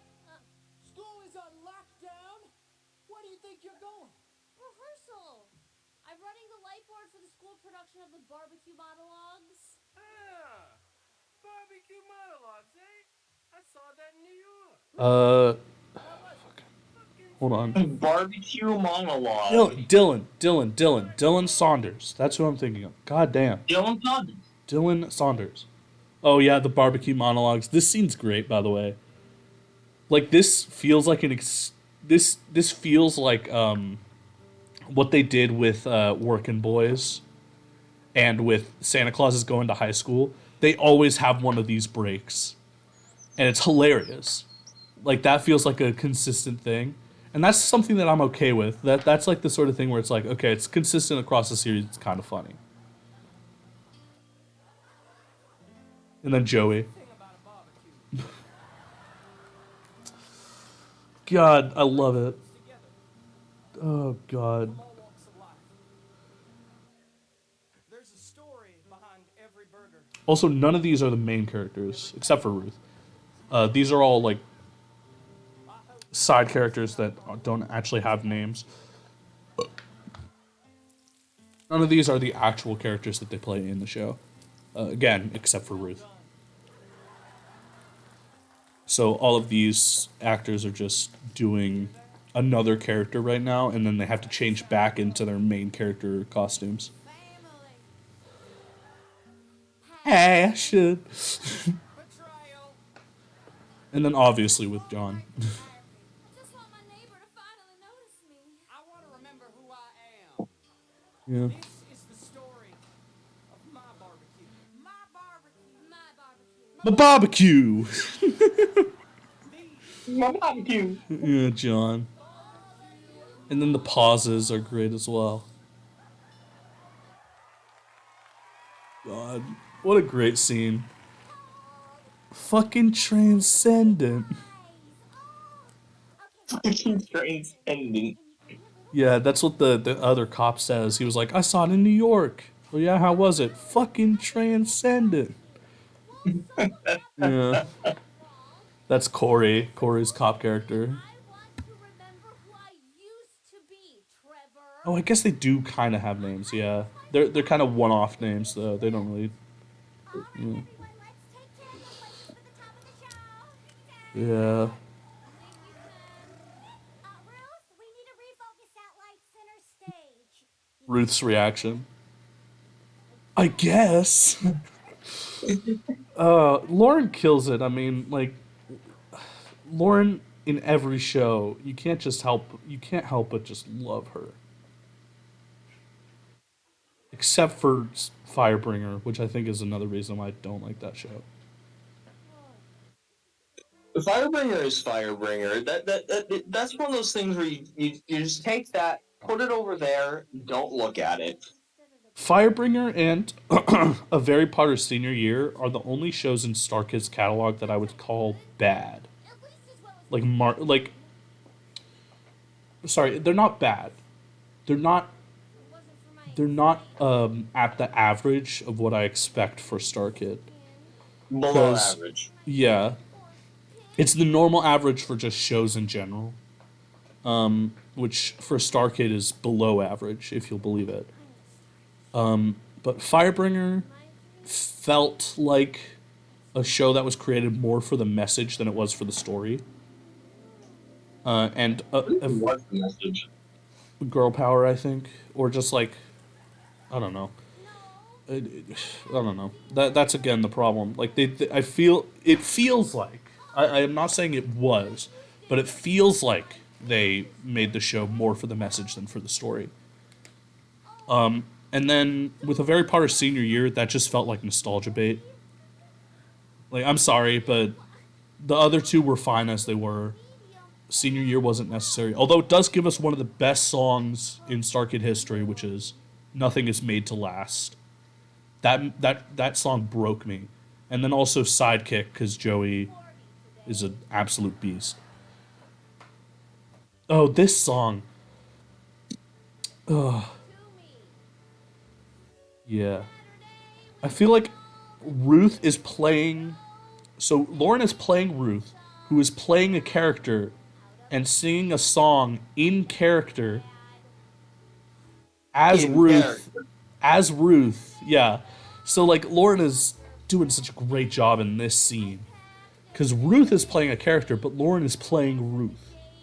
So yeah, you have this like Inception, which isn't what that word means, but like the movie Inception. Yeah, it's great. It's awesome. Or like that, yeah. Or like in Harry Potter when the actress who played Beatrix had to play Hermione pretending to be Beatrix. That was great. So that's sort of what that reminds me of. But then obviously by the end, Ruth is actually talking about herself with the dancing stuff, which we'll get to in a minute. Or at least that's how I interpret it. I don't know exactly what the message of the song is supposed to be. I believe the first bit, like most of the song is supposed to be in the show, the barbecue monologues, and then by the end, Ruth is actually singing about things that have happened to her in real life. Well, in real life, in the show, you know what I mean.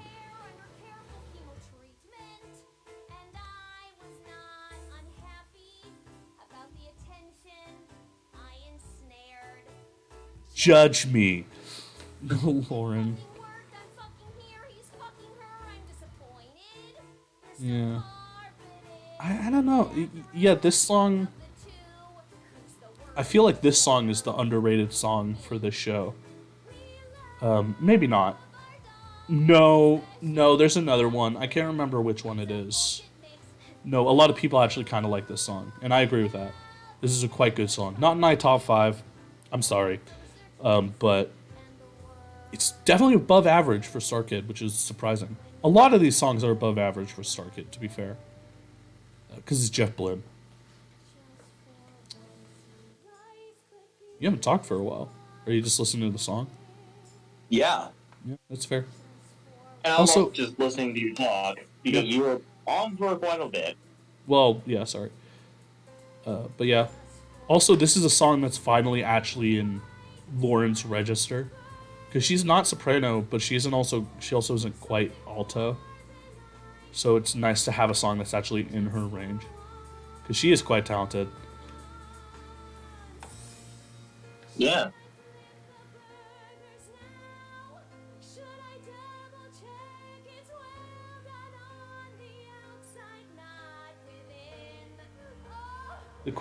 That switch from head voice to chest voice was incredibly natural.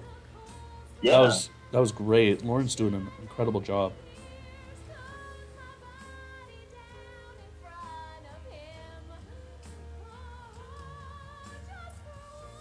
Yeah, kill it. Jesus Christ. You work it. Jesus Christ. Come on, Lauren. Just leave some talent for the rest of us, man. And then this is where I think the switch is where Ruth starts talking about herself. The other day, the Johnsons borrowed my top shoes. Their eldest daughter is beginning tap. It was no bother, I never, ever used them. I used to dance. Yeah, but this is what it be like Ruth singing about herself.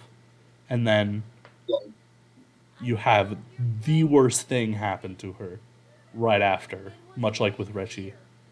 All along. Oh, what a moment. And then Max kills her, so that's fun. Of course. Yeah. Huh? Who's watching me? You fucking suck, Flimwad! Oh no, my anxiety! Oh, I'm gonna hurl! Oh, no! What's the matter, Ruth? Having a little stage fright? And then he's essentially, apparently, he's controlling the lights here because he turns them off. I believe your Nice. line is Yeah. Because she talks about not being able to see. Yep, there you go. So I think he's supposed to be controlling the lights here. And then he appears behind her. And then obviously you have the. This is probably the worst death, like just by brutality standard, and also like what's actually happening. they can't hear you in the back room! Oh shit! Yeah. Big fucking wedgie. Still in previews, but critics say it's quite a I do love how Dead Max makes a shit ton more puns. Cause like you see that in the Wayland Place scene, he's like making puns about the ghosts and the skeleton. Fuck you! How the fuck did I kill her? Who knows, man? It's a stage show. I don't know. It's a And suspend your disbelief, man. yeah. Anyway, you were gonna say something? One thing I will also say, I sensed a bit of Jim Carrey Oh yeah. in Max's performance. Yeah, I feel like Will in this show is channeling Jim Carrey, Jerma, and Jeff Blim all at once, which that's 3 J names. So, very fitting. Jim Carrey, Jerma, and Jeff Blim. Afternoon, Miss Chastity. Officer Bailey It told definitely me gives off like information regarding the ongoing murder investigation. Sweet Tooth vibes, kind of, from Holy Musical Batman. You seemed so Yeah. upset the other day, but I'm glad you're coming. Oh, here's the You want some coffee? I'm not allowed to have caffeine. here's my favorite bit of foreshadowing. Hot water so I don't feel left out. Can I have one of those? Oh, that can be arranged. Plenty of hot water for you, Grace. Do you get it? Hot water? Yeah, hot water. Grace is in hot water because they know. What? That's right. I was passing the Yeah. complex. I not many people I haven't seen people talk about that, so I wanted to point it out because that's such cool. Like it's Nice. kind of foreshadowing, but it's more just like clever writing. I never would. I said I was gonna cut a lot of this. I don't think I will because this sounds like an episode of our podcast. I mean, yeah. But again, we're talking over the show. I think this should fall under fair use. To be fair. This should fall under fair It use. should. I mean, if I was reacting to Sniper Wolf, it wouldn't. But you know, according to Sniper Wolf. Anyways, sorry. Dumb references. Dumb. Our star quarterback and Richie. I mean, dumber to a dumb person. Yeah, well, The night officer trumps the chemist. I do feel bad for Jack's films. But anyways, let's get back to the. Plot to rig the big game. I'm probably gonna cut that part out. That was a dumb joke. As far as I'm concerned, every citizen of Clydesdale is guilty until Until that's hilarious. And it does sound like a good plan until you find out that they know what happens. So, takes for justice to prevail. Well, thank can we this is definitely Grace is like at her breaking point and she breaks right here. Like in this scene is when she finally breaks. I found one in your principal's office. I think you might have dropped it when we brought you in for questioning. Oh, that's where it went. I've been looking for this thing everywhere. Don't mention it. Oh, silly me. I didn't find that. I mean, this character is a detective. I think they would be able to figure it out, to be fair. Underneath the floorboards. Plenty of hot water for you, Grace. Grace. Yeah, also, I did like it a little bit. It's kind of a reference to, like, how Columbo... You know the character Columbo, right? From what? Columbo, it's an old TV show. No, He's a detective, and one of the tactics he is like, he uses, like, oh, just playing along normal. It's like, oh, one last thing, and then reveals the entire crime. yeah. That might be a bit of a deep cut. They might have, he might have taken. I think Jeff might have taken inspiration from that, but it's also just like a detective thing. Yeah. Because you see that also in like Murder She Wrote sometimes, or Yeah, although, something. again, Yeah. Columbo is actually, like, from, like, the 60s and was very influential in detective storytelling, Oh so, well, yeah, you know. obviously, yeah.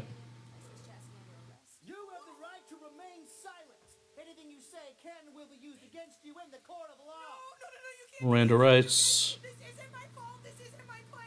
Yeah, Jeff does his research for these shows, God's plan. like when it comes to that kind of stuff. Leaving me out to dry. Do something, you son of a bitch. Yeah, she's fully lost it now, like cause yeah, she broke, and now she has a gun. So Put the gun down. You don't want to do anything stupid. I don't intend to. I'm gonna go to the nearest church and claim sanctuary. yeah, that's not a thing, by the way. Like in real, I think that I don't know if that's a thing in certain places, but it's not a thing. That was a Yeah, thing. it was a I'm thing. I not sure think. if it's a thing anymore. I would hope not. You can claim sanctuary if you're a refugee, Yeah, but going to that's a country. in a different country you can, but that's no longer a thing. Oh well, here's the Paul and Emma. Hey! So officially, Paul and Emma are the only characters that have been in every Hatchetfield project, I believe. Them and the Man in a Hurry, which it's funny to say that kind of because you have the main characters of the first show and then a side character that everyone fell in love with. And he gives me his number. Very smooth. Yeah, and so it seems like first show, that's how they met. Uh-huh. So yeah, this is also proving that like this isn't the precursor to the other shows because Paul and Emma didn't know each other at the beginning of the first show. But here he's like asking her out kind of in an indirect way obviously, but they are meeting each other. To Why are you just saying barista? It's definitely Emma. We all know this. Jesus, Pete, keep it together. Keep it Oh, another one of my favorite. This song coming up is not in my top five. The reprise is. This would probably be the sixth. It would be just out of the top five. The reprise is Yeah. in my top five, which we'll get to later. get you out of all kinds of trouble. My dad. He Yeah, won't.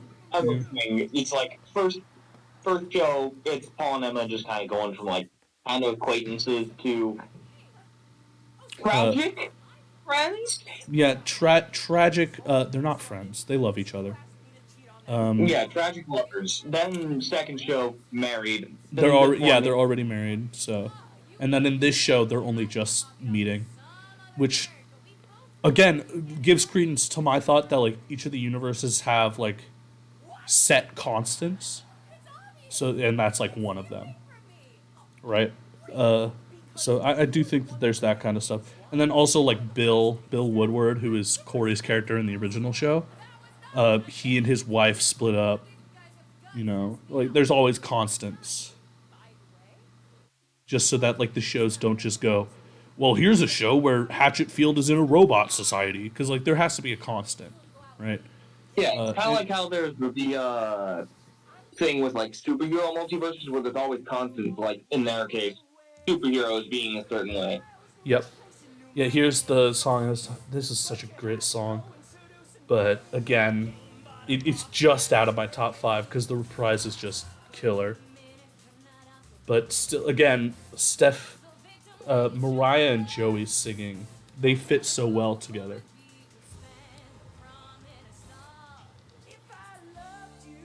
Also, she does say in the scene before, we were kind of talking over it, but it's important for later. She says that she only goes on dates with people who ask her out. and we'll get into why that's important in a minute. But this song has so much romantic tension in it, like just the way that they move around. Are you feeling that? That's kind of like what I got off of this song.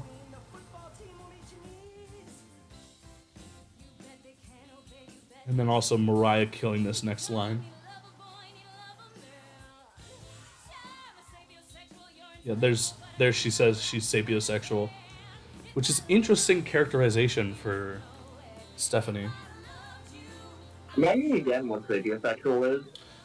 Attracted to intelligence. Ah.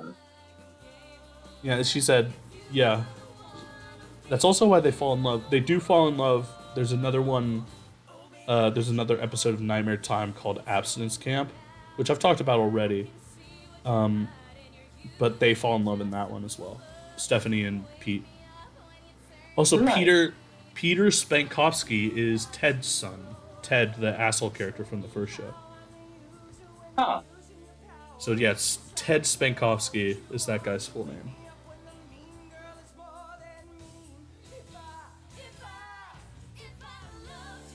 Oh, the harmonies, man. Also, look closely at Mariah's face in a minute. Right here. Right there. She's thinking. Like, yeah, at this point, she knows that she's interested in him, but she's kind of denying it. Yeah. Which, like, great minimalist acting there. Like, it's not obvious. Very cool.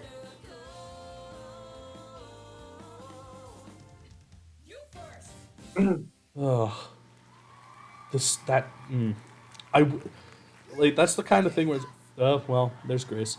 She ruins the scene. No, I'm joking. It ruins the romance, that's what it is. Yeah, leave room for Jesus, she says.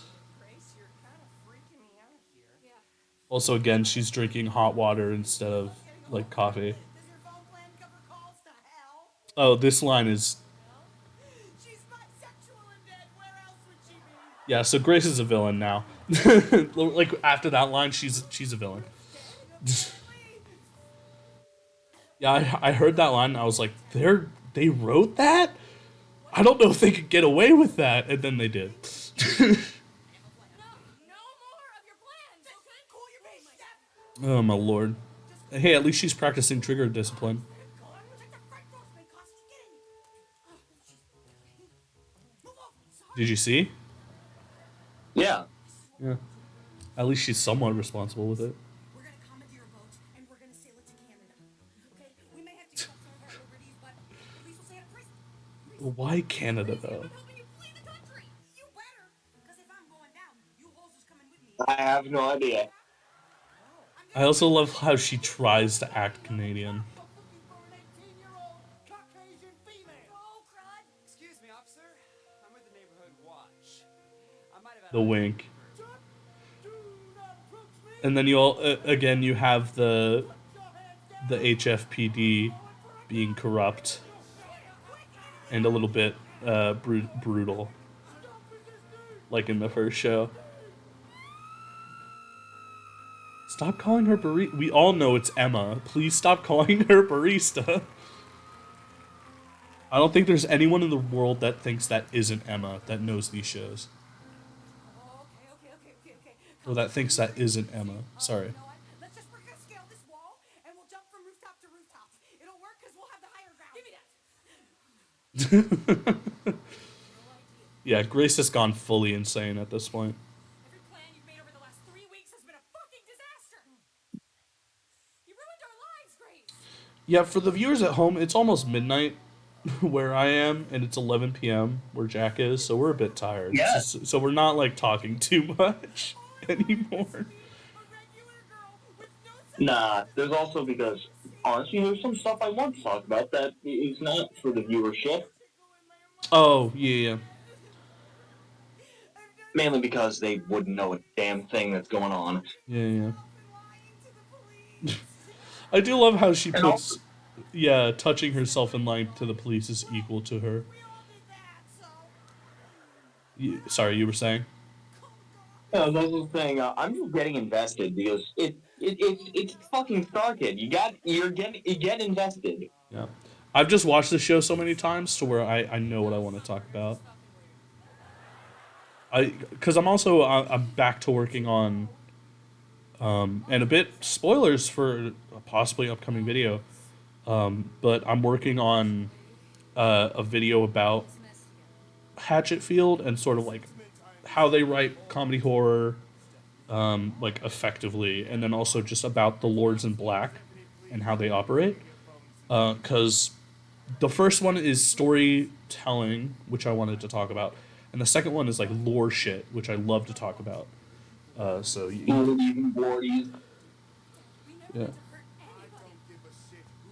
From this point on, the Lords in Black shall now be referred to as the Lordies and Blordies. the Lordies in Blordies. Also, I think, and the viewership won't know what I'm talking about, but if Chaotix were in this world, he would be a Lord in Black. Yes. Stop who? Get in the car.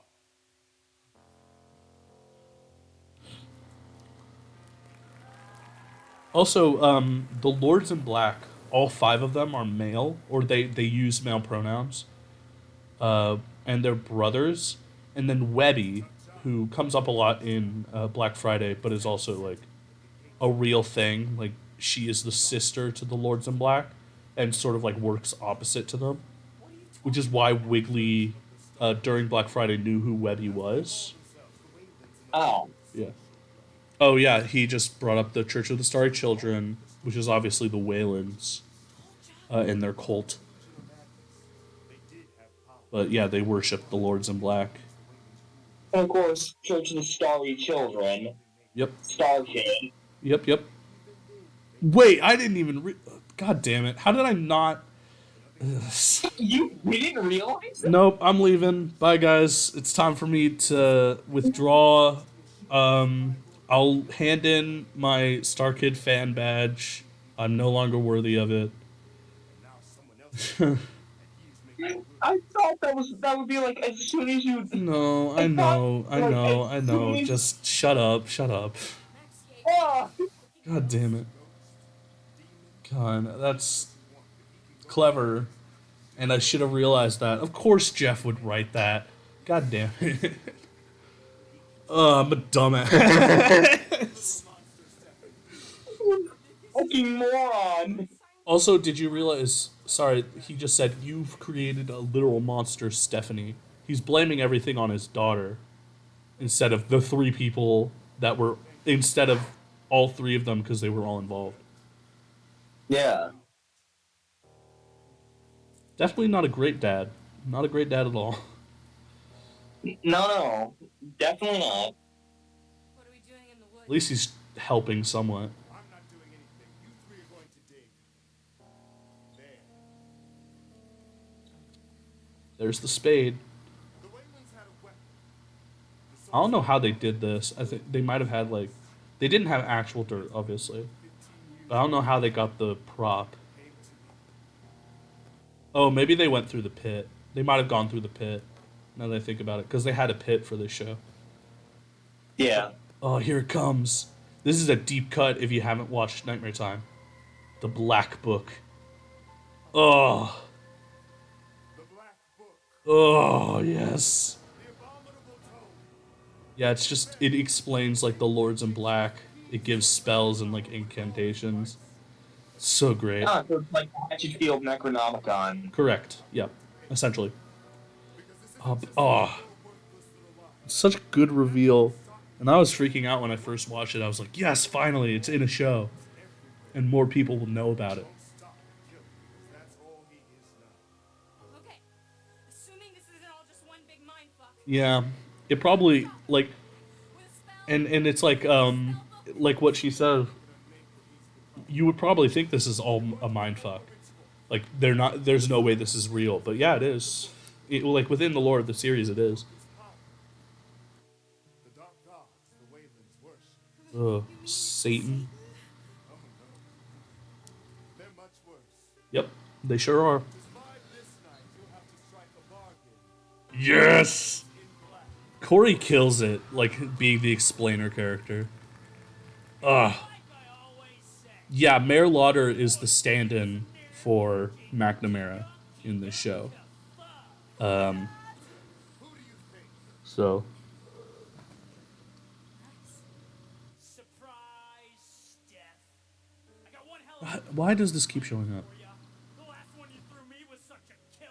I thought I'd return the We're gonna be cutting out a lot here because there's not much to talk about. To be fair, What happened that night? Yeah, An accident. You know it was an accident. Stop trying to reason with it. yeah. Although funny thing is about McNamara, I actually had like an idea for what may be like a way to include him.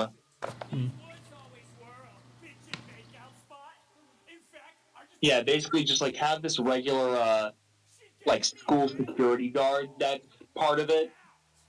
But then when things are dire, oh, yeah, no, Max kills Miss Tessberger, which is the first death that isn't one of the quote nerdy prudes.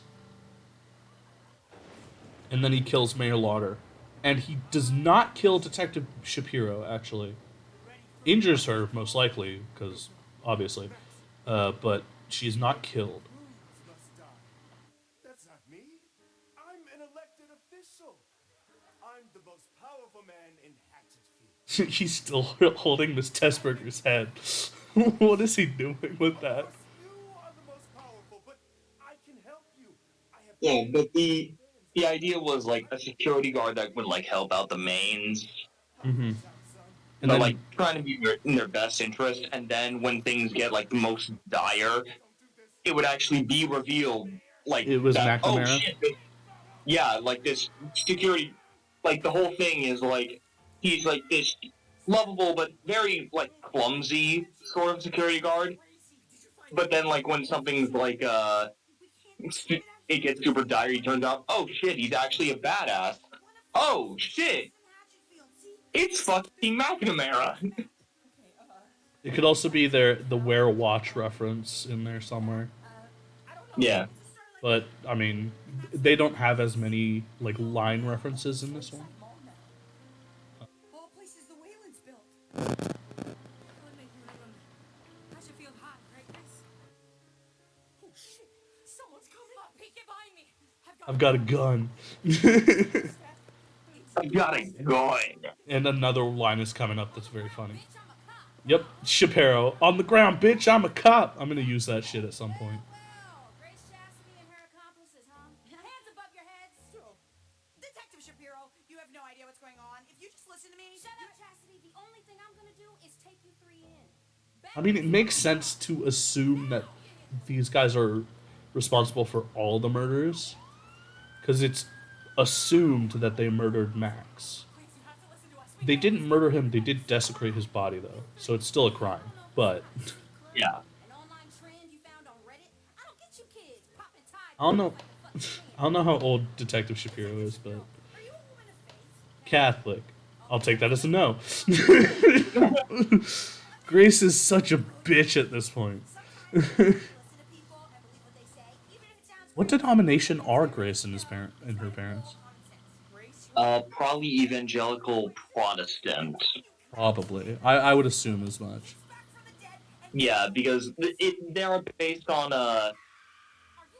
again the whole thing, especially in the '80s, with like the super Christian brute that like hate fun in all of Wait, its hold on. forms. Hold on. I do want to show something off. Can you pause it really quick and go back a few seconds? I can't pause it because you are hosting. Go back a few because I want to point something out that I thought was very cool characterization. This is like the closest I can get to it, so we gotta watch a little bit. That's fine. But I do want to point something out. Yeah, we have to go through the Shapiro scene again. That's fine. I don't think you can actually skip, so yeah, that's my bad. Here, let me see if... Steph, we gotta keep moving. OMG, this book is crazy. Did you find that ritual? That sucks a bit, but that's fine. Yeah, we can cut this out, that's fine. But... Yeah, the Black Altars thing, actually, I did want to talk about. Black Altars apparently exist where the Waylands built. So anywhere that the Waylands sort of created that like area or like habited that area would be a black altar, which is a very cool world building. Like this musical has a lot of world building. Someone's coming up. Pete, get behind me. I've got a gun. Yeah, It's a ghost. I don't think that's gonna do any good. yeah I don't. Yeah. Okay. Hi, Shapiro. I love that thing where Shapiro just on the ground, bitch, I'm a cop. Yeah. And she's actually holding the flashlight like a cop does. You have no idea what's going on. Um, Just listen to me. Shut up, Chastity. The only thing I'm gonna do is take you three in. Back to the squad car. Now. but yeah, there's something I did want to point out. It happens in a second, but it's after Shapiro stops the car, so it will be a second. An online trend You found on Reddit? Reddit would have a trend like that, to be fair. No, TikTok, definitely. Oh, TikTok, yeah. After the devious lick shit, I would not be surprised. Sometimes you have to listen to people and believe what they say, even if it sounds crazy. Against everything you know. Oh, Joey has a great line. Grace, you are the least fucking persuasive person. He's the killer. He's back from the dead, and we're the only ones who can stop him. Okay, and watch Joey. Are you out of your goddamn mind? I examined the corpse of the Jaegerman boy myself. Just look at him. He was in pieces, just how you three left him. He was gray. He was He sees him. He was there. Like before he points it out, he sees him. Right there. Yeah, that is very cool. And then Shapiro is just confused, which of course you would be. Because this is a dead kid that just like showed up and started running at your car. What was that? Now do you believe us? There's something not right here. There's something deeply wrong with this whole town. I always thought so. Yep, you're correct. Chicago, damn it. You missed the win. The Windy City. The puns. Here we go. Do you do the wind seal, bitch? Yeah, so here's where Shapiro gets injured. But by the end, she's still alive, so obviously she's alive. Steph, are you okay? Yep, they love each other. Look at that. Yeah, the hand holding. Max is Yeah. with us. He could end this at any time. Yeah, Grace is right, by the way. Is she Yes. Yeah. I have no idea what I'm doing. But the school But yeah, Grace is right. Max is kind of toying with them because he has all these abilities. He could just kill them, but he doesn't. Which is interesting characterization for Max. Because he killed Richie and Ruth pretty much immediately. Did he think that these three were the most responsible? Or did he just have an extra grudge? Well, he doesn't want to kill Grace. We know that. But Stephanie led him there, so he's more angry at him, and Richie kind of like stood up against his authority, I guess. I don't know why these guys are alive. Or maybe it's just because Ruth and Richie were alone at the times when he killed them. And he knew he could get away with it. Yeah, Oh. so not only are they in a group together, but also all three, like, the people, Yeah. not only does he have to be a bit more conscious about it, but also he's a spirit of wrath and vengeance. Of course he's gonna have at least some fun. Yeah. Also, I memorized all of these names. I don't know why. I think it's because I started writing that script, and I kind of needed Yeah, to. most likely. With God. This is my favorite song, by the way. Number one. I'm so like, this is such a good song.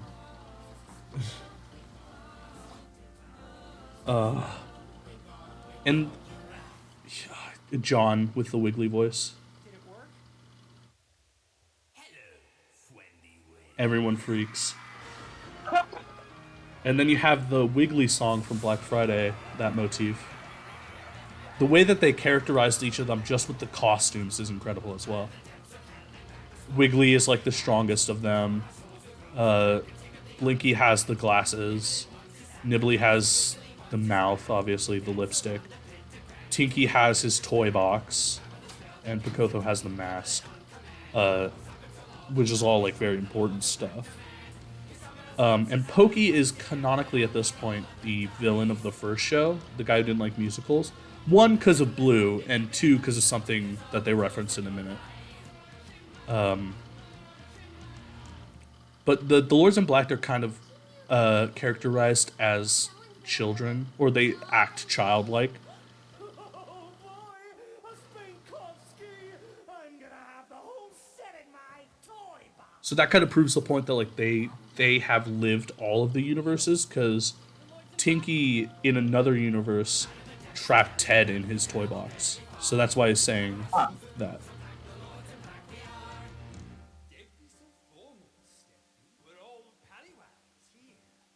I mean, look at us. That's a cool way to.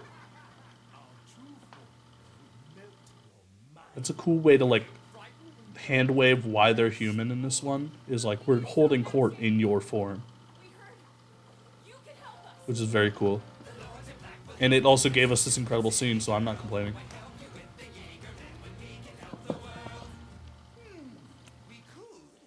could take hold of Maxie and put him right down to Drowsy Town. Swallow his soul, I wanna lick it. Obviously, Nibbly is. Yeah. I'm not going to explain Nibbly. Nibbly is very weird. Also, again, even though two of them are being played by females, they're all male characters. Which, for lore reasons, I feel is important to point out. I mean, they are called the Lords in Black, so you can kind of assume so. Yeah. And then he Although referenced. Lords is also just Lords is gendered kind of like how a lot of romantic languages are. Yeah. So Sure. if it's all females and it's ladies, but if there's at least like one or two guys in there, then it's the Lords. I see.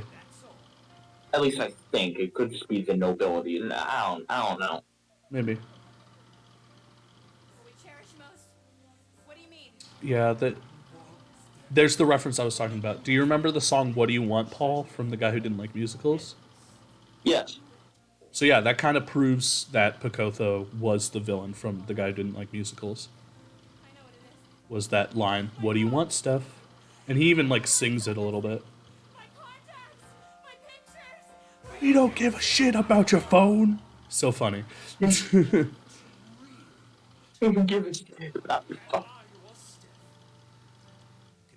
Yeah, they want them to kill each other. But they don't talk to Grace. And there's a reason why in a minute. By the end of it, at least. Steph? No. No! What's in your pocket, Stephanie? Stephanie has got a gun. La la la. How fun. Oh, they're so evil. I love it. Yep, I have things to talk about them after this video because, again, the viewership would have no idea what the fuck I'm talking about. Oh, go right ahead. I can always cut it off because I don't have much else to say about this. Yeah, no, I am just imagining, because you know how there's Planeswalker Tom, who's, in Bounty Board. Uh-huh.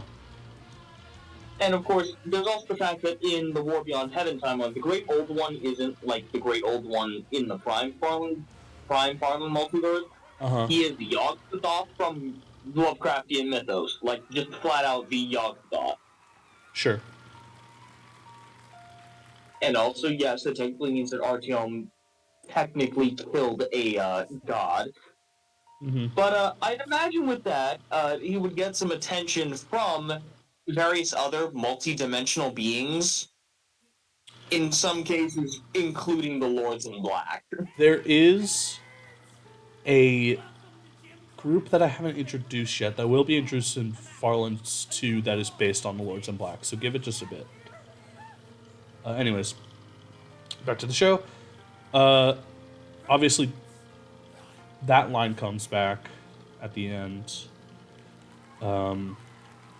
But yeah, the summoning, number 1, I love it so much. It's such a good song, and it's well written. Across the football field, and we'll keep running. We'll hide. There's only 2 more songs in my top 5, and it's the one that's coming up, and then the finale song, uh, "Best of You," I think it's called. It's something like that. It's the song where they're at the prom or homecoming. I think it is supposed to be actually. Yeah. But yeah, it's those two songs because this one's so well written emotionally, and the other one is just well written, and it sounds like a '90s song, like a '90s classic rock song. So I love it. Of course, I love it. You know me. Uh, Yeah. yeah, the people online don't, but you do. You get why I like it. Yeah. This line. I just wanted to cheat off of a geek. I didn't want to like you. You made me. I think that's kind of like encapsulates what this story is about. It's like I didn't want to like you. You made me. That's a line that's like, well, sure, but you still like this person. And you kind of just have to accept that. And both of them have been denying it the whole time. And now Peter is kind of getting to the point where he's accepting it and trying to help Steph accept that she kind of has to kill him. And then the same thing with Grace. She kind of has to accept that she was interested in Max, but that kind of makes things worse for her because of her religious upbringing, hyper religious, I Yeah. should say. But yeah, you have this song is in my top 5. It's so good. Oh, what a good song, man! Because it's a reprise of his "I Want" song, and here instead of like "I want to be able to be cool," he's like, "I want to be able to save this person that I love."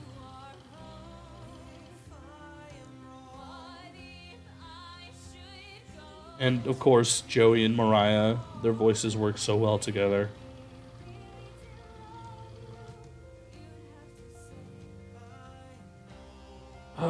No, I'm gonna shut up and just listen to this song because it's incredible.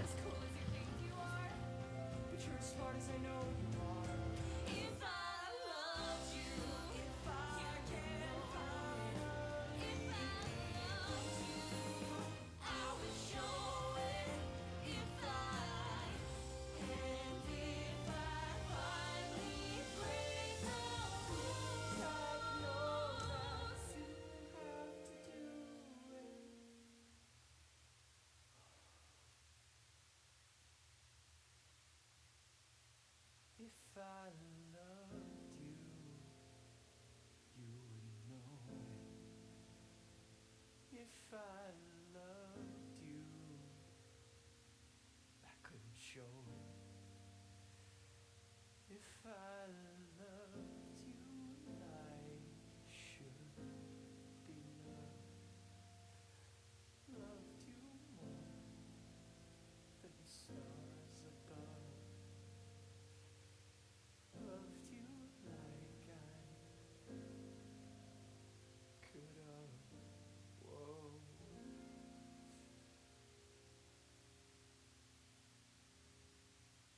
I'd have to let you go. I'd have to let you go. I'd have to let you.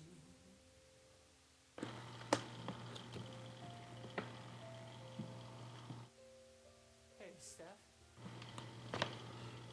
If things were different, would you want to go to homecoming with me? I'd like that. I'd really like that. Cool. I'm ready.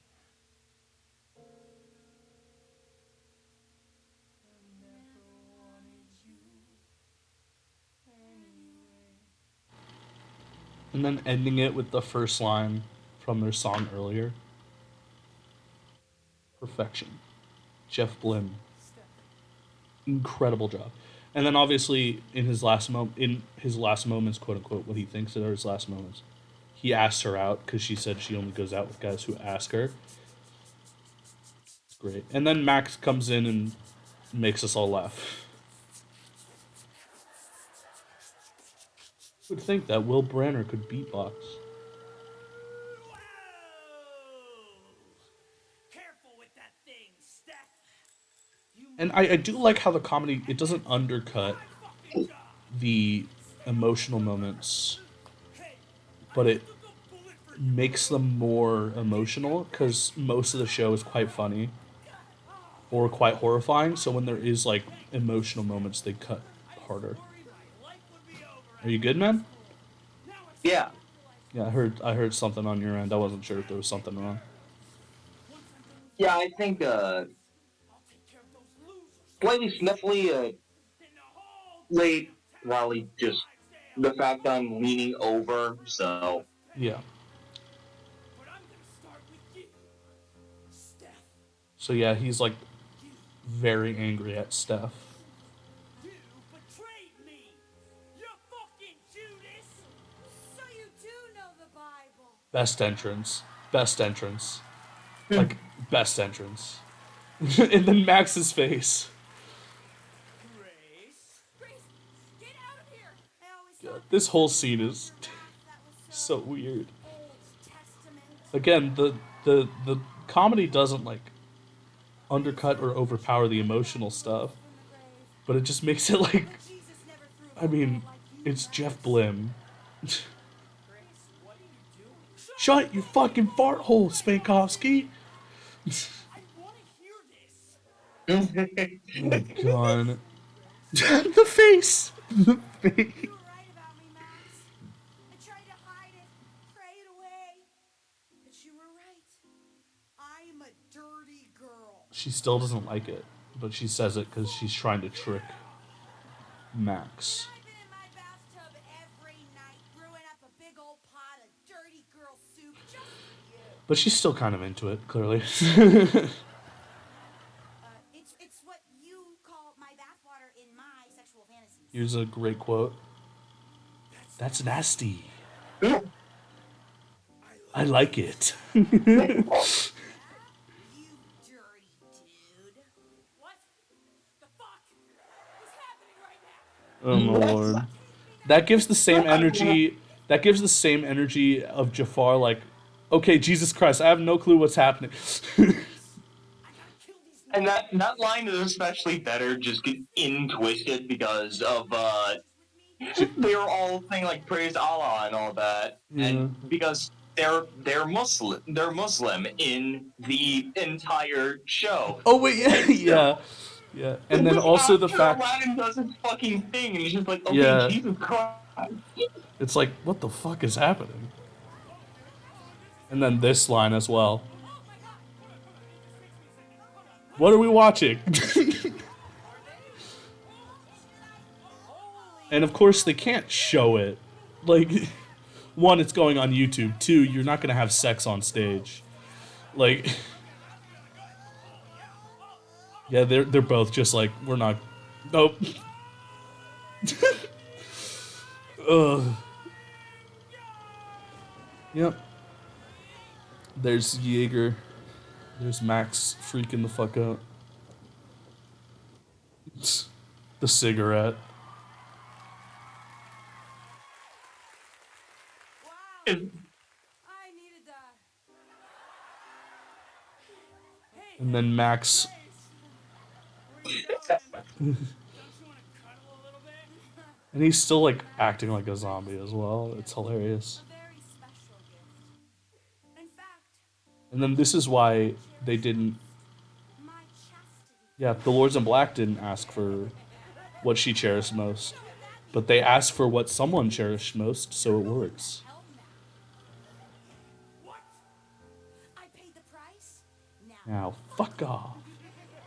Referencing what Wiggly said earlier as well. And then Will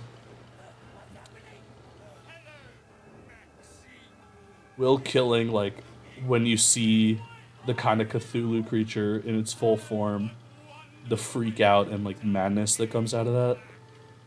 He's playing that really well. I also just find it funny that these like super terrifying eldritch abominations that turn every It was fucking worth it. Yeah. Well, it's Oh, also it was worth it. yeah. Oh, Nighthawks. But yeah, he's also turning on its head what Max would call the people he kills. He would call them bitch. So Yeah. he's turning that on to Max.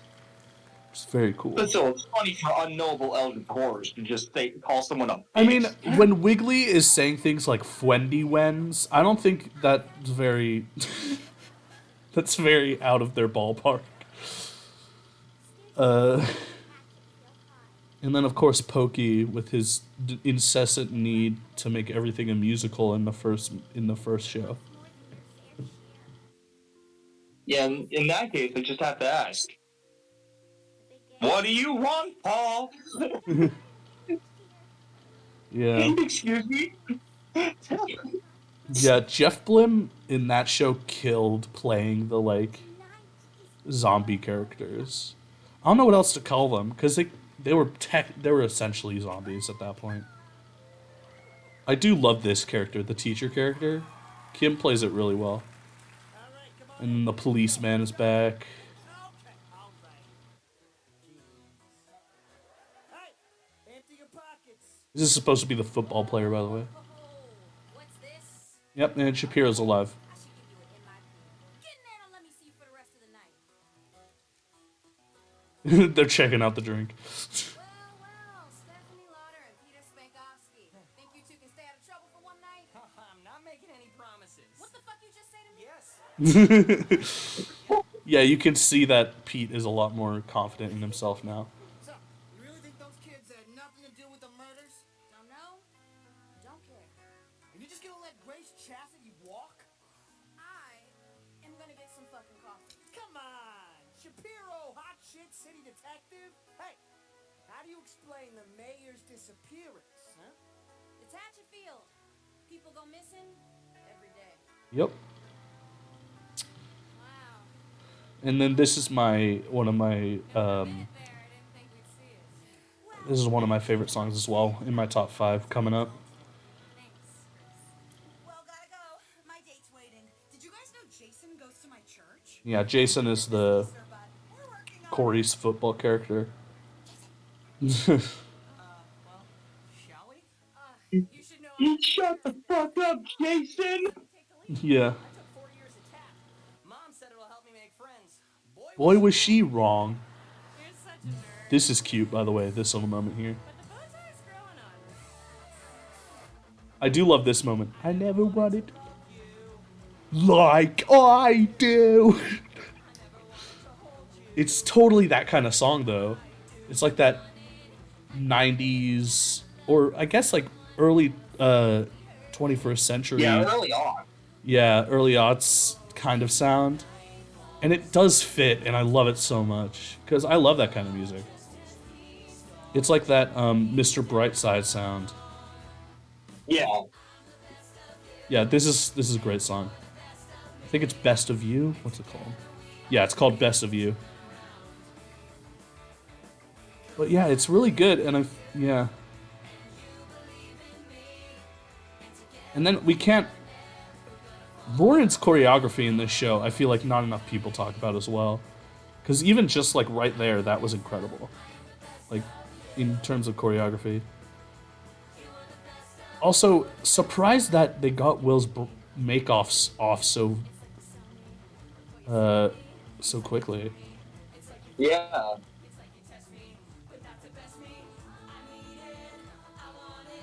It even has harmonies from that kind of music.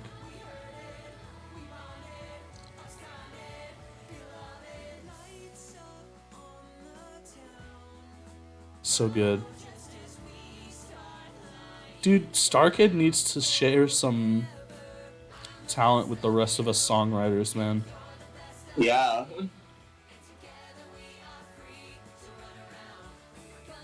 Run around, man. I can't not sing along to these songs, man. They're so good.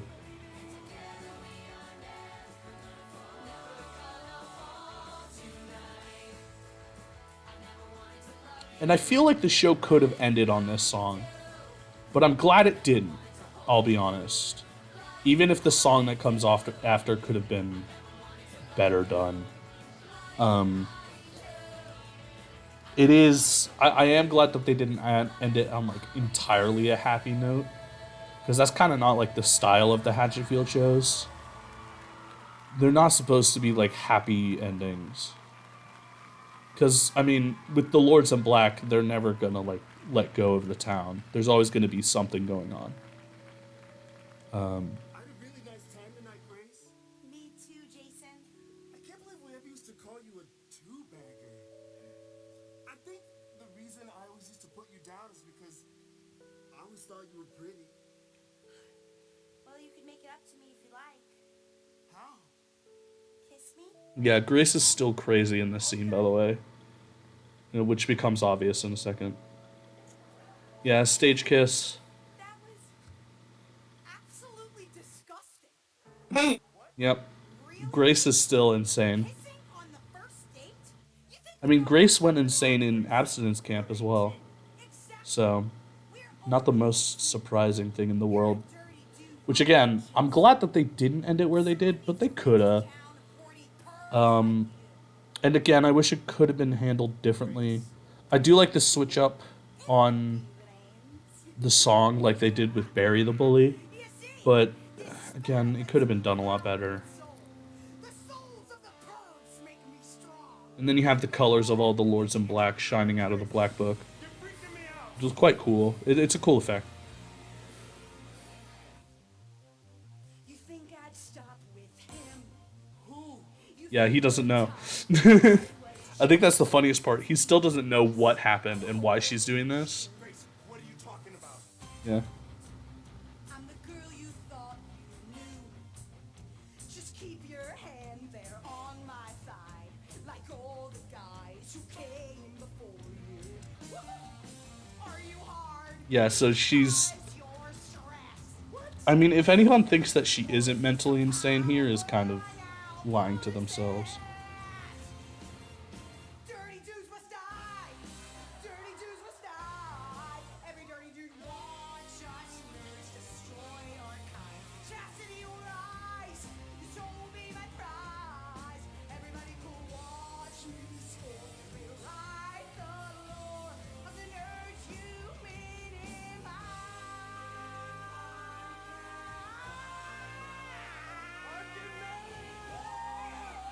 Run, you little bitch! Yeah, and there's the word again. It does... I feel like that word might mark who the villain is. Because Grace is definitely a villain at this point. Like, I don't think there's anyone that doesn't think that. Oh, also the harmony's coming up.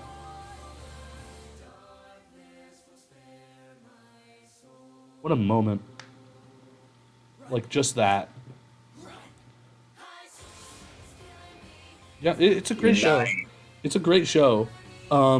There are things that I would have done differently, like personally, but it's still great. Yeah, it really is. Congratulations to everyone. And then the special appearances, obviously, that came out. Man. I do appreciate that this show exists.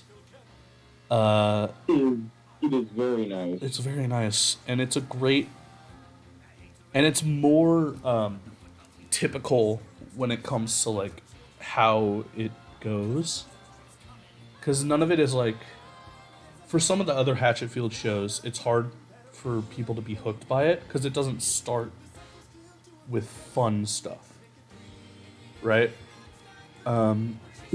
It'll start with like a song or something. And then it'll be a little bit boring for a while. But in this show, you have the scene with the cops at the beginning that are like, oh, there's going to be like death, something's going to happen, and you're going to want to stick around to see what happens. It's like what... Literally the first line of the first song is "I'm dead." Yeah. Yeah, and another thing about that song, the High School is Killing Me song, Ruth and Richie sing first, and you could probably guess why they're the first ones to sing. Yeah, because he wants to fucking die. Yeah, they're the two victims. But yeah, that's the show. Um, Yeah, he's very nice. one of the best. I wouldn't call it the best Hatchetfield show. Maybe. I'm not sure. I would need more time to think on that kind of stuff. Why? What is this? The Hustle? What the fuck is that? Okay. No, no, whatever. But yeah, that it's such like a what a show, man.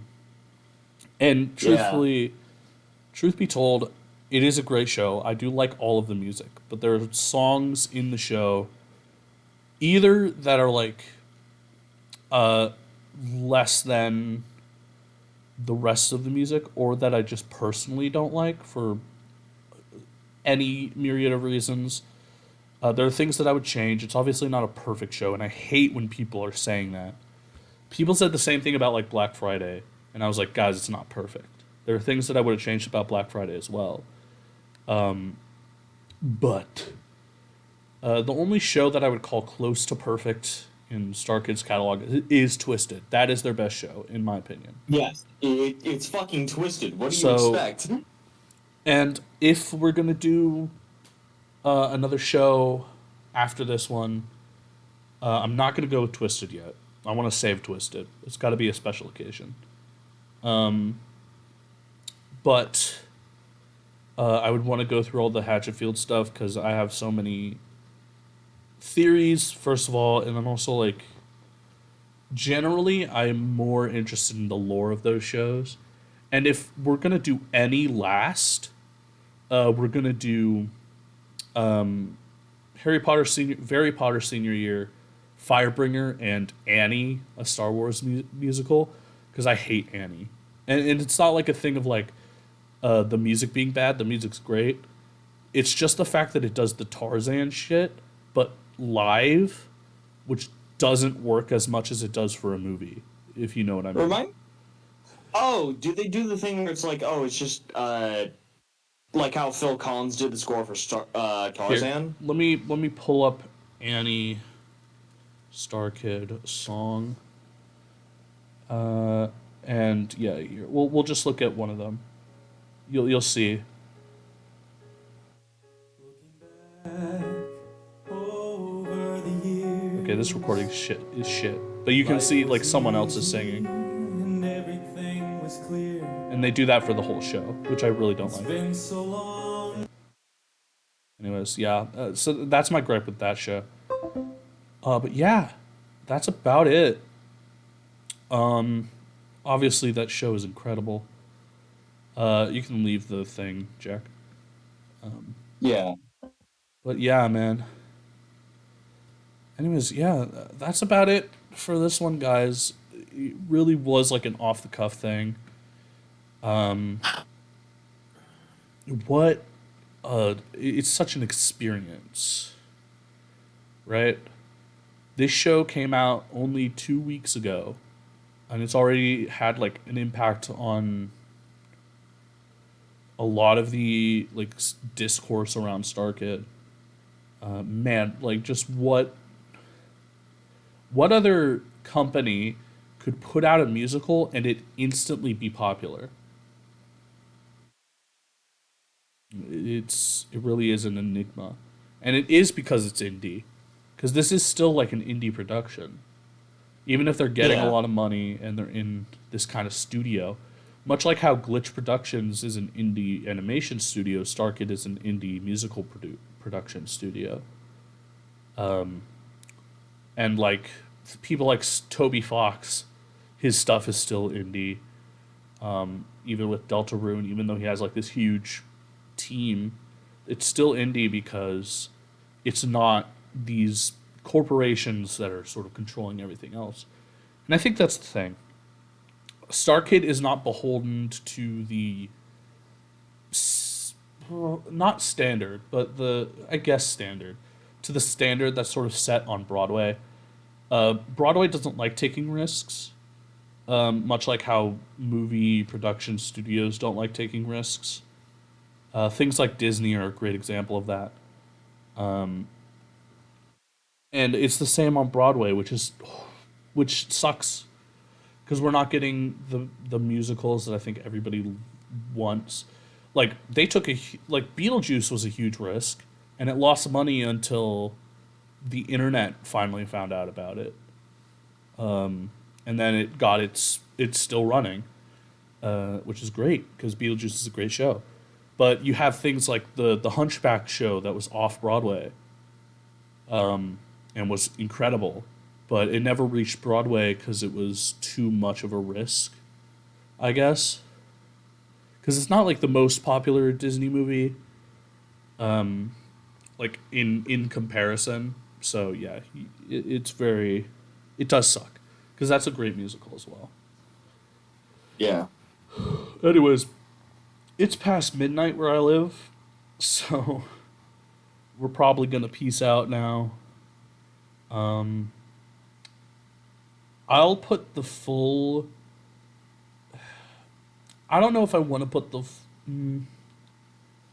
No, The no. full uncut thing on the "Why are you watching this?" channel. Maybe I might do that, but I feel like there's already so much that we talked about that I might just clip it up a little bit and then post it to the main channel, and then just Yeah. have that be that because there definitely is a lot we talked about that I want to leave in.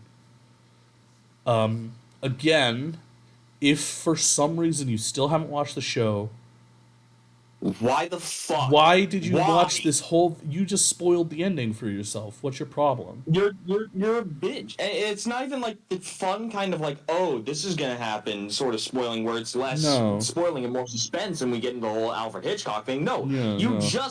you just watched a worse version of the show. Yeah, because two dumbasses were talking over it the whole time. But yes, but please, if for some reason you haven't yet, go watch the show. It, truth be told, I just want to give more and more support to these people. And while I don't have money, I've viewed this musical alone at least 5 times now. So go give them some love. And watch out for, if it's not out by this point, the next episode for the podcast. And then it's going to be a couple months, but also watch out for the Hatchetfield deep dive video. Either it's going to be long or the editing is going to take a long time, or both. Because I'm an amateur editor and I want to make it actually look good. So it's going to take me some Also, time. we're in college. So Also, we're in college, so yeah, it's to gonna. We're doing the reason we did this so late is because we're in college. I'm gonna go to sleep, and we will see you guys next time. Next time. Bye bye.